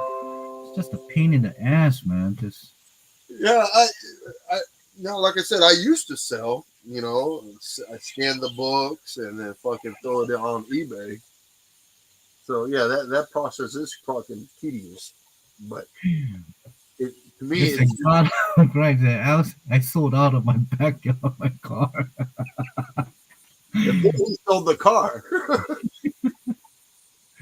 Then sold the car. Well, good for you, bro.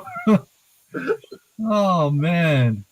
But I Oh, think it's for me. It'll be two parts. It'll be like going to the flea market, offloading at the flea market, and then going to Big E's auctions or somebody's auctions house and throwing up the bigger books.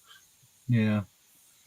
Because I Well, mean, I have my keepers. Like my keepers are either here or somewhere else, and then somewhere else. somewhere else. And then I have the other books that I found that are like okay, for example, the Dirty Pair, right? I found that bitch for $2.50. I don't have any toys that go along with it. I don't have anything else that accompanies it. So it's Wait, you want to sell that book because you have no toys to go along with that book? bro, all my books has something that joins it, whether it be a toy, a card, a pop, a drawing. That Dirty Pair, I ain't got shit to go with it. The fuck is that gonna do? I don't know. You know what? What I'll do is I'll contact Sideshow Collectible and say, hey, you gotta do a Dave Stevens Dave Stevens fucking up the statue because there's somebody that has a collection. He needs to have his comic book to go with it. Oh, that's classic, man. Jeez. But I know where you're going with this. I know where you're going with this. I know where you're going with this. Like a lot of the books that I have, I got the statue, like the one he's standing behind me, that Captain Marvel. The only reason I got this because of Avenging Spider-Man #9. Yeah. Yeah, that's the only reason. You know. So Um, Hazel Dan asks, is there a reason why you want to sell 75% of your collection? All right, no judge. We're in no judgment zone, right? All right. So all right, here's the real truth, guys. you see all these boxes? That's why. Wait, If, that if, doesn't mean anything. What, you showing those boxes because you're packing for something, or you no, just I'm want to showing see you it? those boxes because if they're in a box, then it doesn't hold meaning versus like that, right?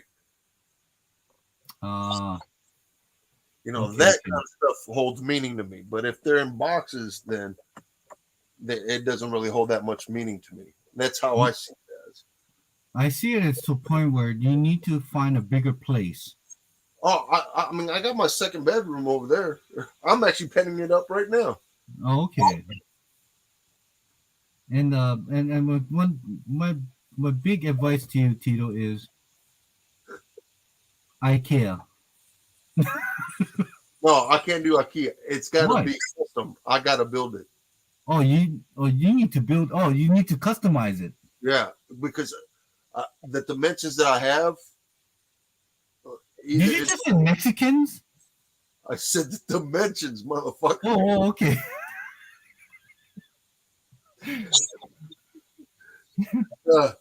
Yeah, because I need some crazy dimensions, and to find that stuff in IKEA, it's it's pretty hard. Uh, I've always told I talk to Rich, and he's always telling me to fix this fucking room. It's just yeah, pure you need laziness. to fix it.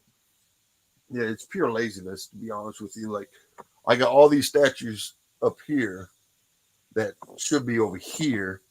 I got these comic books over there that should be up here. I got a shelf. Dude, you want to see my mess? Here, let me just show you my mess. Wow. Okay, you see all these pops here? Okay, you see all that fucking Gemini mailers that was Yeah. supposed to sell books and fucking whatnot, but now it's just stacking up. All right, now I got all these boxes here that I need to sell along with fucking in this drawer.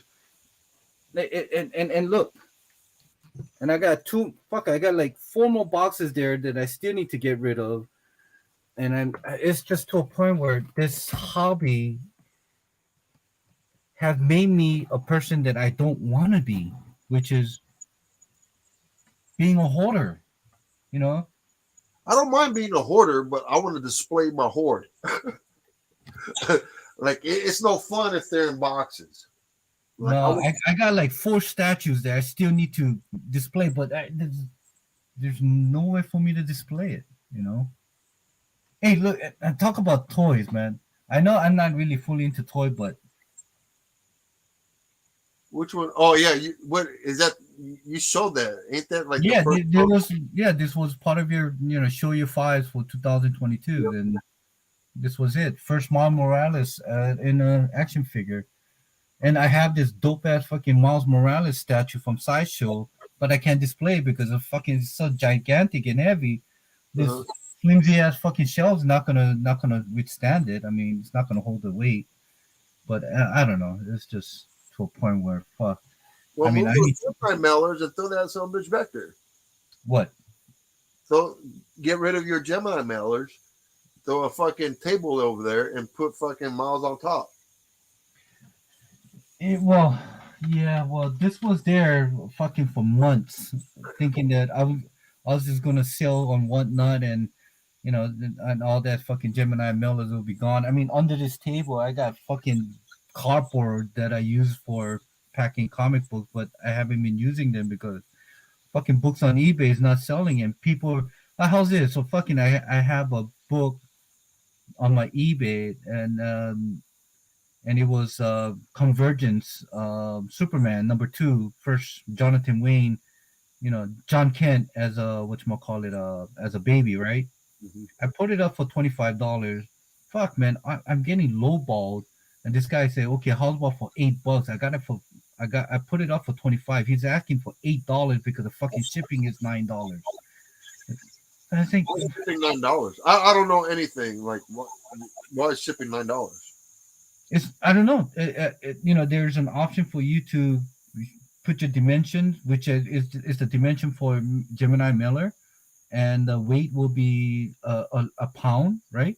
Because 8 ounce not gonna cut it. But the last time I did it, fuck, I got charged because there was a lack of I don't know. I guess I had to pay a little bit more for anyway. So I put 1 pound Gemini Miller, which is like what 12 by 4 by 7 or something like that, right? And put 1 pound, and it generates to a point where it comes out to like $8, no, $9 to $12, depending on where you ship it to, right? And fucking guys just telling me $8. Of course, I took it. I said, you know what, fuck it, take the book. Oh, what is that?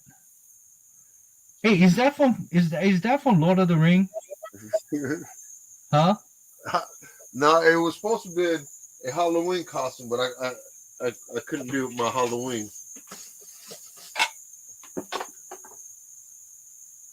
Yeah, but what character was supposed to be? Are you supposed? Is that like a like? It was supposed to be like what's that one TV show, Game of Thrones type deal. I was supposed to be like Lord Greybeard or some shit like that. There you go.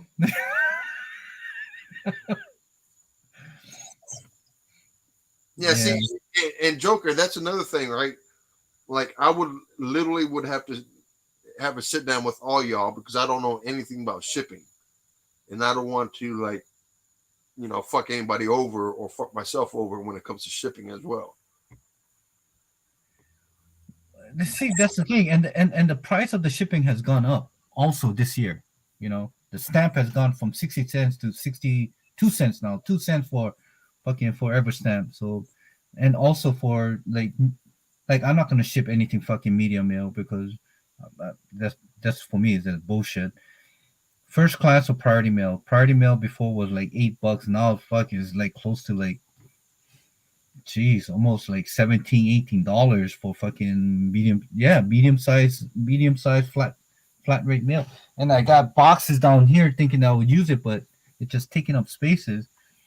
So Mike, if you still wait, just ship them in flat envelope and box. Yeah, well, that's what I'm doing. But every time I purchase it, I only get like dollar something off from shipping, and still comes out to like $8. Is fuck. I mean, if I'm trying to sell it to priority for $8, I'd rather bet just use a flat rate envelope, which comes out to almost the same price.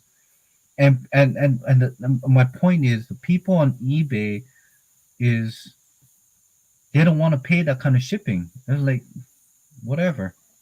And I have like about 10 books in my eBay right now. It's not selling because of this stupid fucking shipping. And I don't want to put like $4.50 shipping, and I gotta pay like $7-8. I lose out already. On top of that, fucking they charge me 20% fee after all taxes and stuff. So what if I sell $10 book with $5, and I end up I'm just pretty much giving my fucking books free.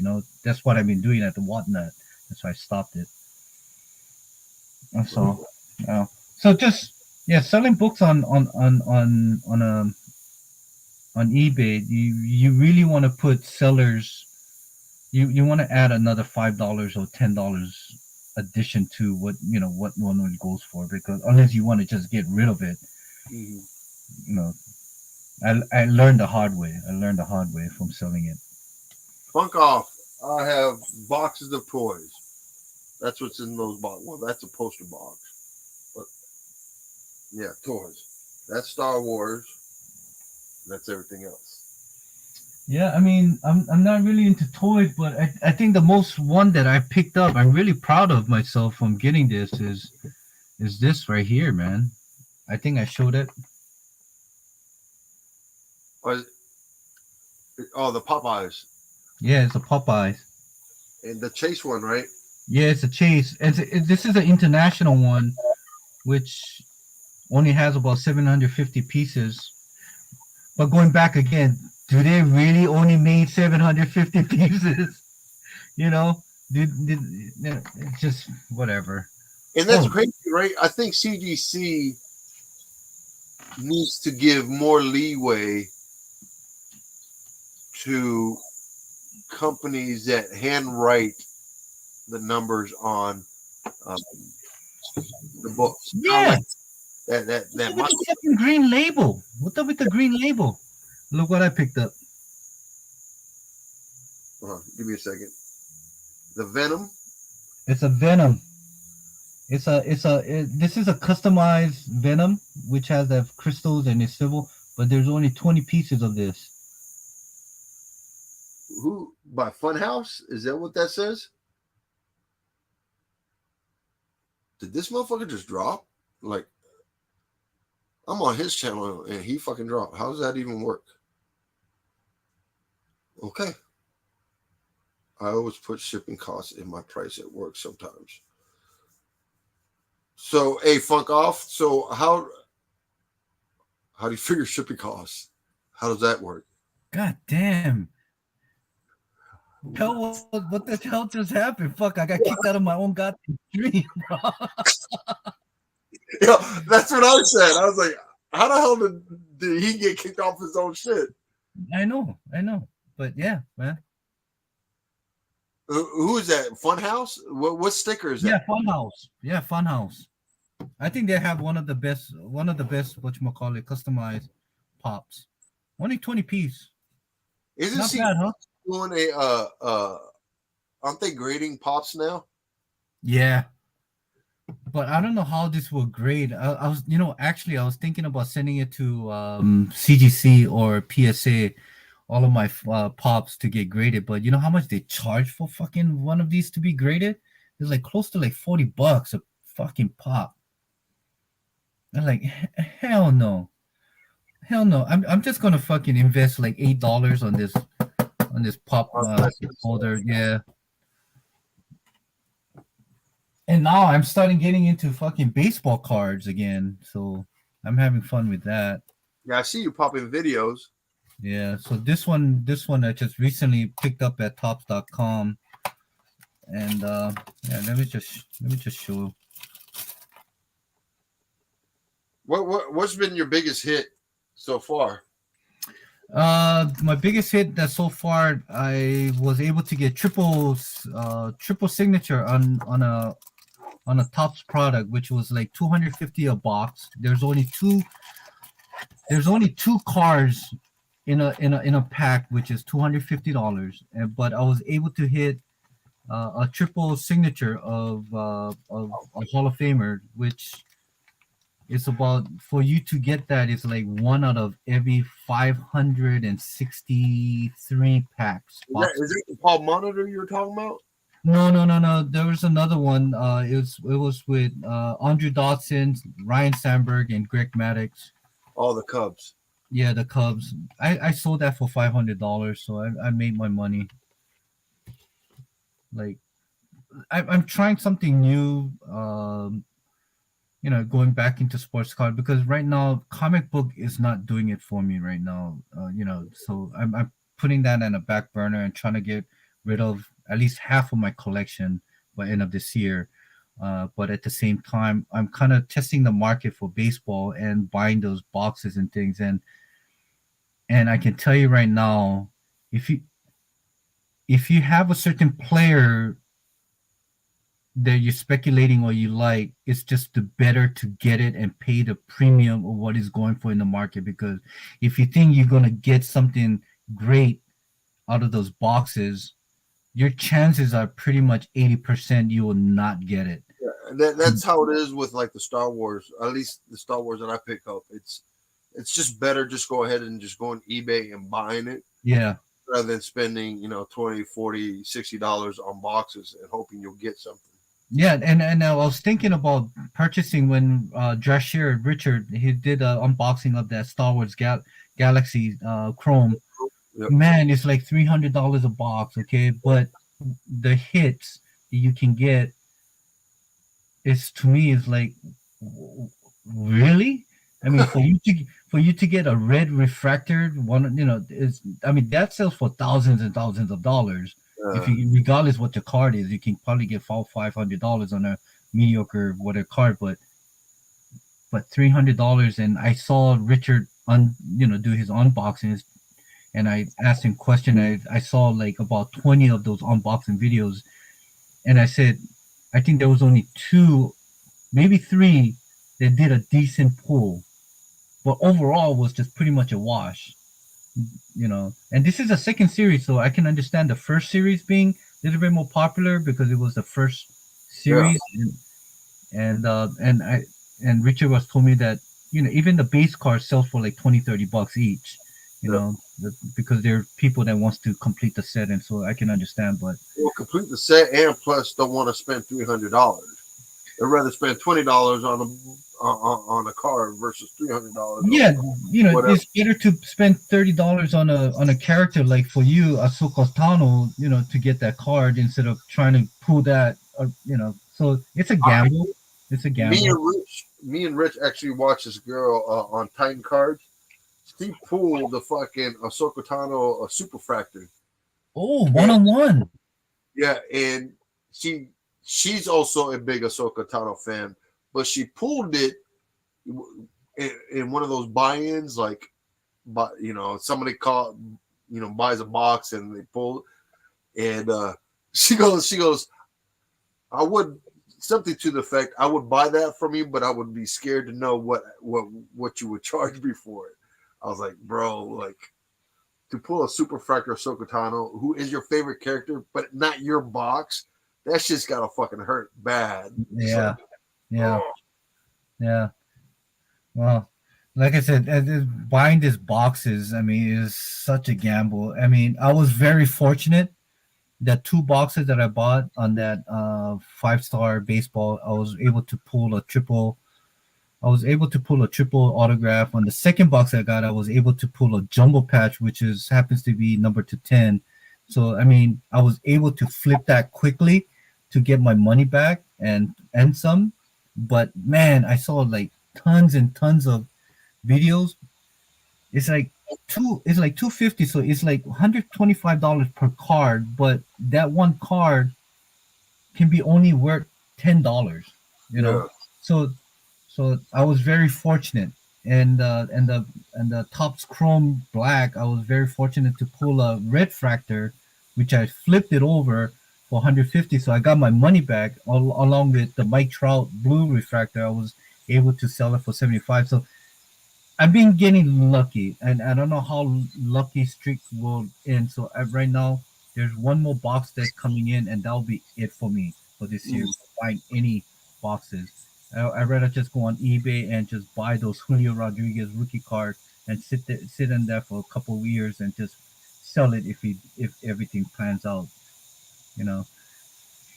All right. Good night, Hazel Dan. Thank you for your support as always, it's guys. not Evil Dan and He Steven, wins. it's He, Ryan. she's not going. Oh, Grind is going. All right, Grind. You guys have a good night, man. Hey, But fuck off. So I got three. This is my favorite statue. It's a commission custom out of Brazil. Um, there's a Adam Hughes spawn up there. Adam Hughes spawn. And then my favorite comic is the Spawn #1 that's signed by George Perez and Todd McFarlane. Those are my top three.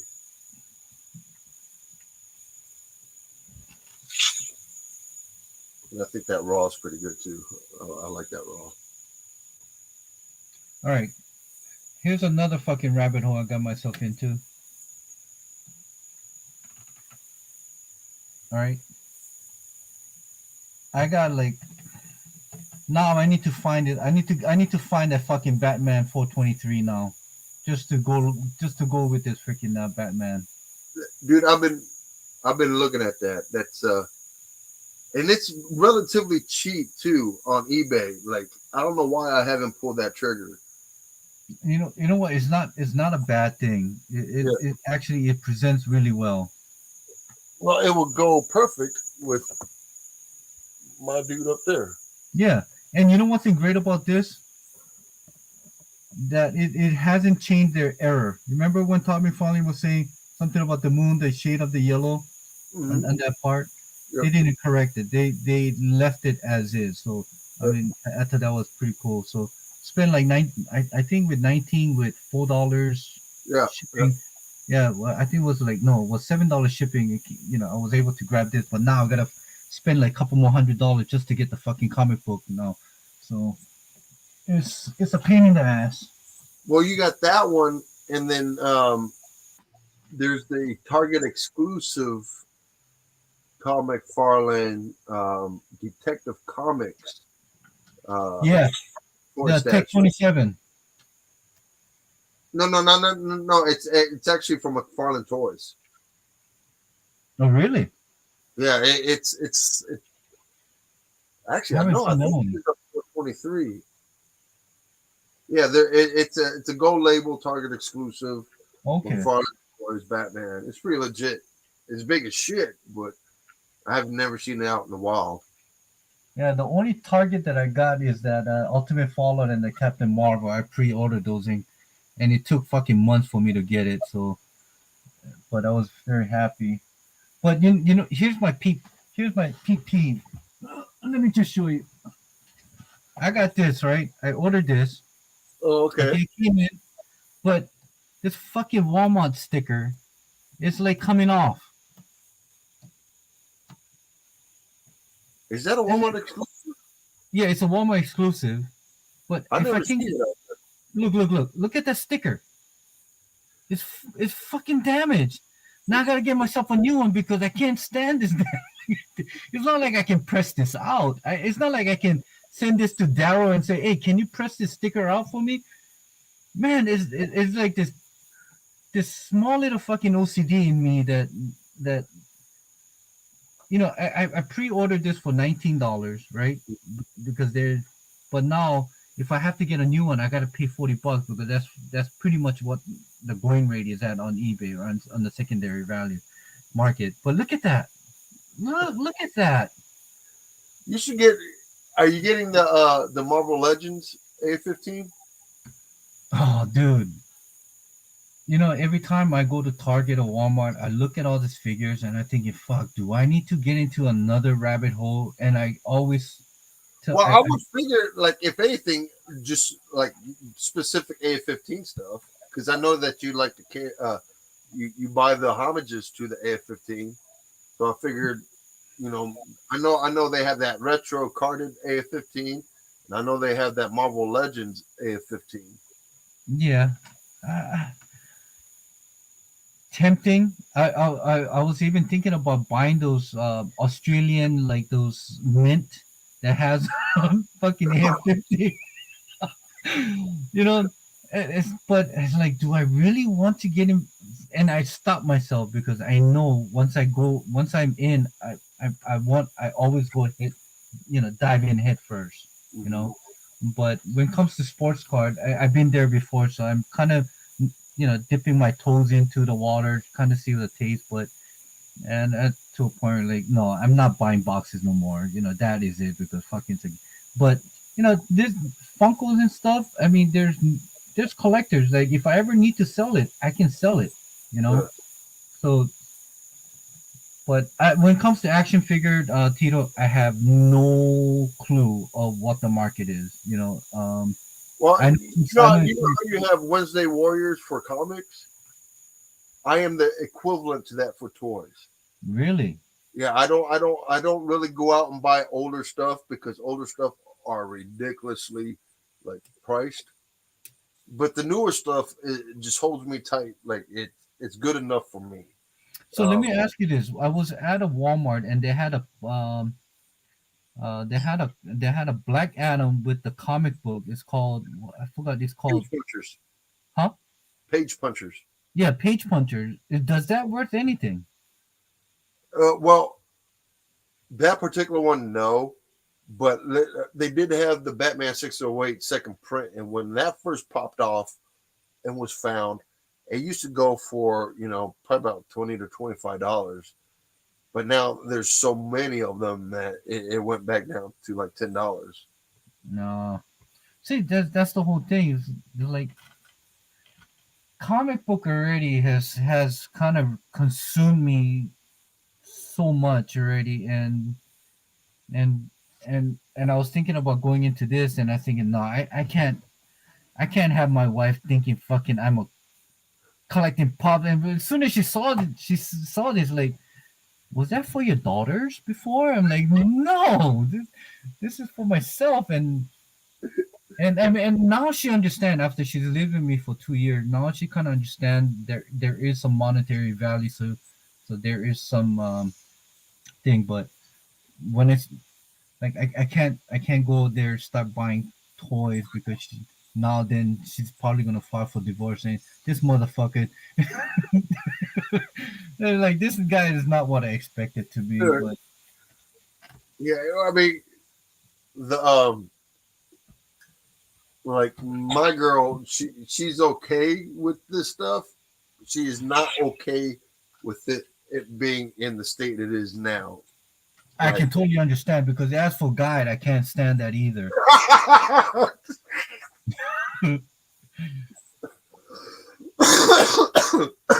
But That's yeah, why me and other David, you know,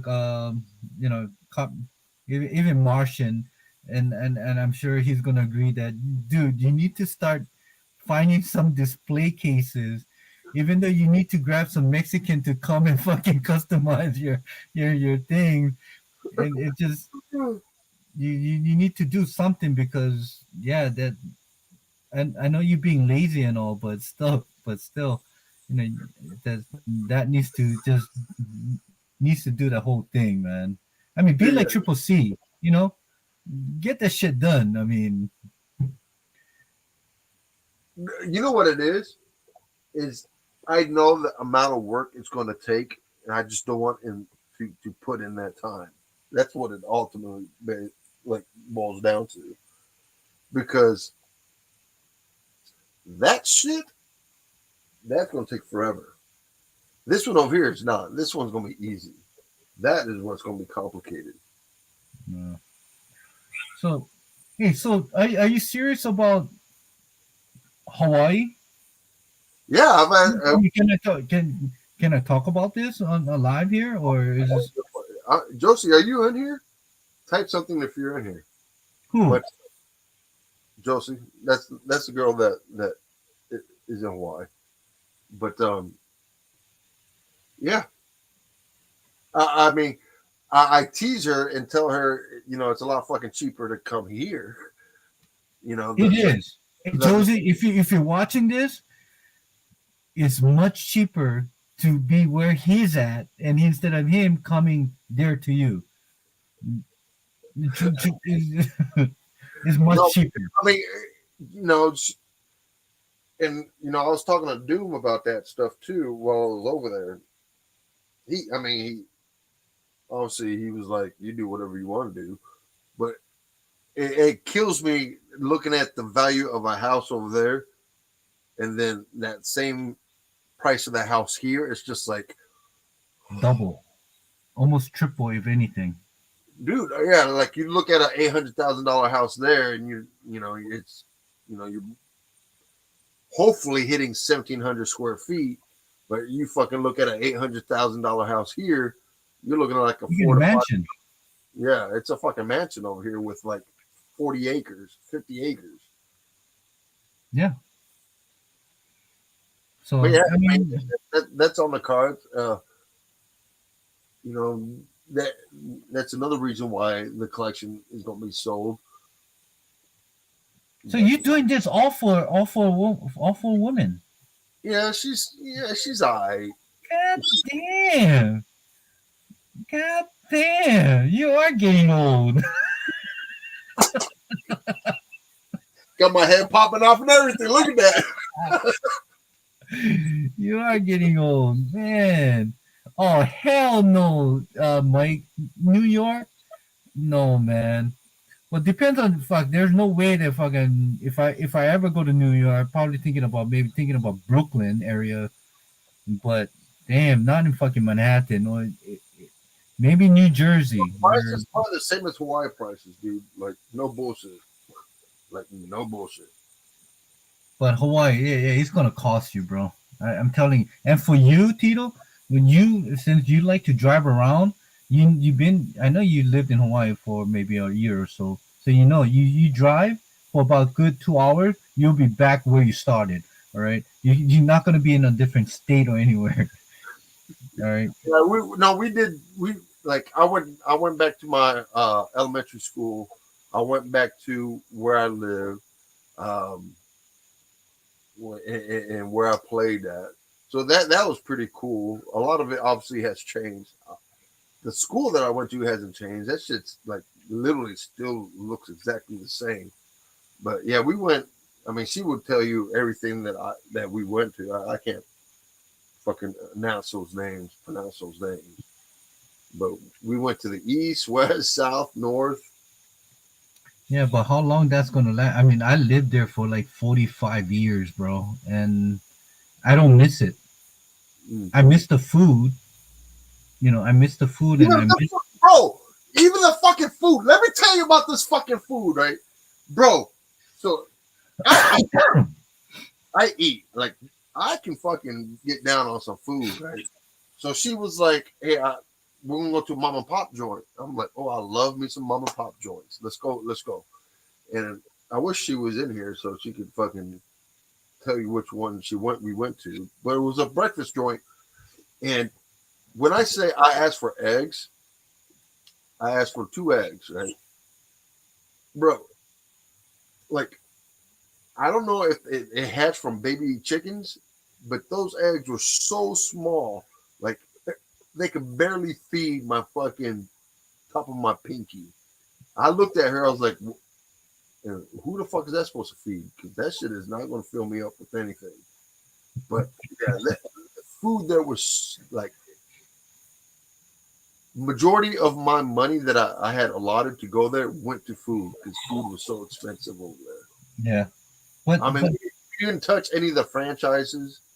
No, we went to Chili's, I think, once. But everything Chili's. You else, fucking go to Hawaii to eat at Chili's? well, that's what I'm saying. We didn't touch any franchise places. You had to go to Zippy's. I don't know. All we did was a lot of mom and pops.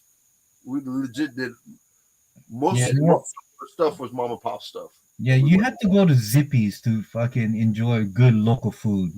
I mean, it's a franchise. It's a chain, but only in Hawaii. You're not gonna see it anywhere. Oh, maybe in Vegas, but that's pretty much it. But yeah, Zippy's. So next time when you go, try it. You gotta have their zip pack or surf pack. It's pretty good. Well, that Tito's yarn is a sign that it's time to go, guys. All right. Hey, thanks, Tito, for your time, man. It was always a pleasure. yeah, yeah. And you have anything coming up for you Hold on on. the YouTube channel that you haven't surpassed your 700 subscribers yet? Hey, Joker, I was there for 4 days. The first 3 days, I was super busy, and I was only able to meet up with Doom on my last day in the morning. So no, and Josie took me everywhere that I wanted to go. It's just the food there was fucking expensive. But Hey, no, absolutely nothing going on my YouTube channel. Probably won't be anything. I was thinking about doing some toy reviews and toy like photography, but I was like, that's too much work. I don't feel like I just throw that bitch on Instagram and call it a good day. and Funkoff, hey, thanks for this great comment. But it's not a show. It was just more of two dudes just talk and try the segment of what if that didn't work really well. So that's just gonna be scratched off on my next topic, and maybe the next time we'll talk about the market. But the thing is, Tito, I don't have GPA, so I don't know how we're gonna do this on the next show if you really want to dip into marketing. But so I'll hey, figure out. I'll figure out something. yeah. As for me, I got like my wife is out of country right now. She'll be done. She'll be out for another month. So I had time after hours from, and I just uploaded tons and tons and tons and tons of video that goes all that is scheduled all the way through ending of March. So in every other week or every 3 weeks you'll see a video pop up here and there. So and that's that. And also I got a package here from Phantom. It's called Phantom Display. It's a handmade display for graded cars. And I mean, I'll do a review, but it's a quality shed inside. I mean, he handmade this, and Oh wow. I just love this little thing. And it says, "Thank you for your purchase. I hope it helps your collection protected and looking good for years to come." Simon, and he hand wrote this, and what it is it's a oh god, Is it like it's a car stand? was that. Is it like a slab stand? Yeah, yeah, it's like a display kind of thing, and I paid $45 for it. All right, and when I saw this, I kind of asked around people in Instagram, and nobody could give me a good. All right, see you later, Funko, and nobody had anything to say. There is no review, so I figured, you know what, fuck. I have a Jordan rookie that I can put this in and do a review and give my real personal take on it, and I'll do that as soon as we're done. I'll do another video showing this Well, off, I and I'll remember when you did a video for it was years ago. The slabs, the slab bags. oh those The Mylars for the Mylar poly, yeah. dude. Don't get Mylar poly bags, man. That I can tell you this right now. It makes a lot of noise when you make videos. Second, it cracks when you have too much slabs together. It rips. It's Oh, just too. really?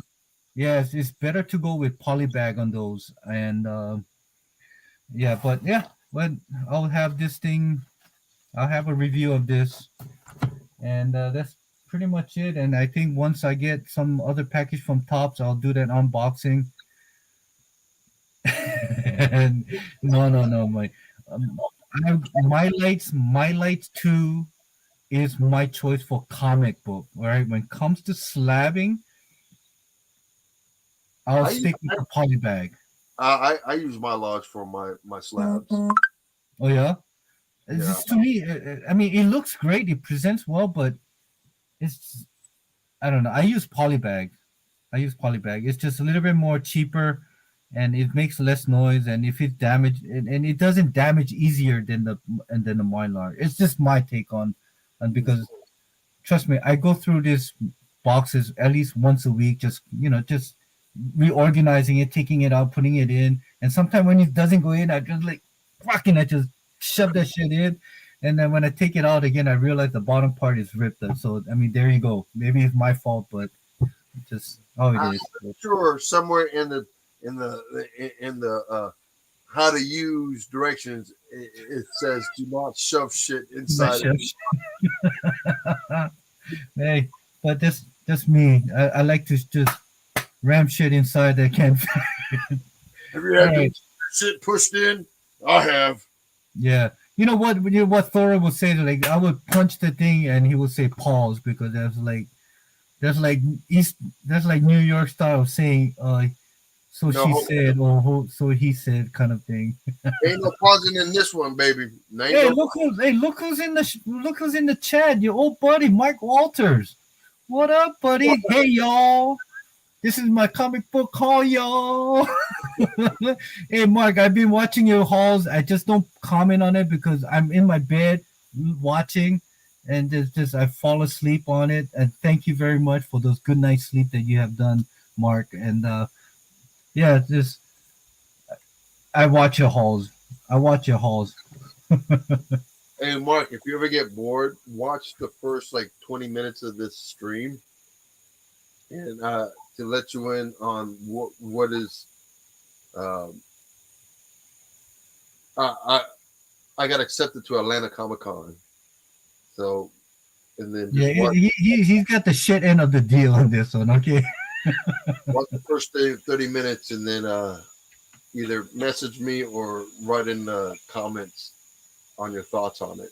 Yeah, and Mark, and one thing specific about what's so I like about Mark is that when I first met Tino on YouTube, I sent my Wonder Woman 184 Adam Hughes cover to Tito to have Adam Hughes sign for me because he was at the Mark Walters when he run the Comic Con, and Tino was able to get that signed and got an 898. So it's still in my collection. That's one book I can tell you is not gonna. He got kicked out again.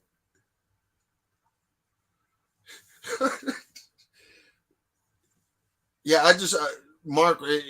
It was an interesting dialogue that I had. Yeah, I want your take on it. Fucking got kicked out of my own goddamn fucking stream. All right, let's go. I gotta go. All right, guys. All right. Thank you guys for joining in. Until next time, guys. Shoot. Latest. Later.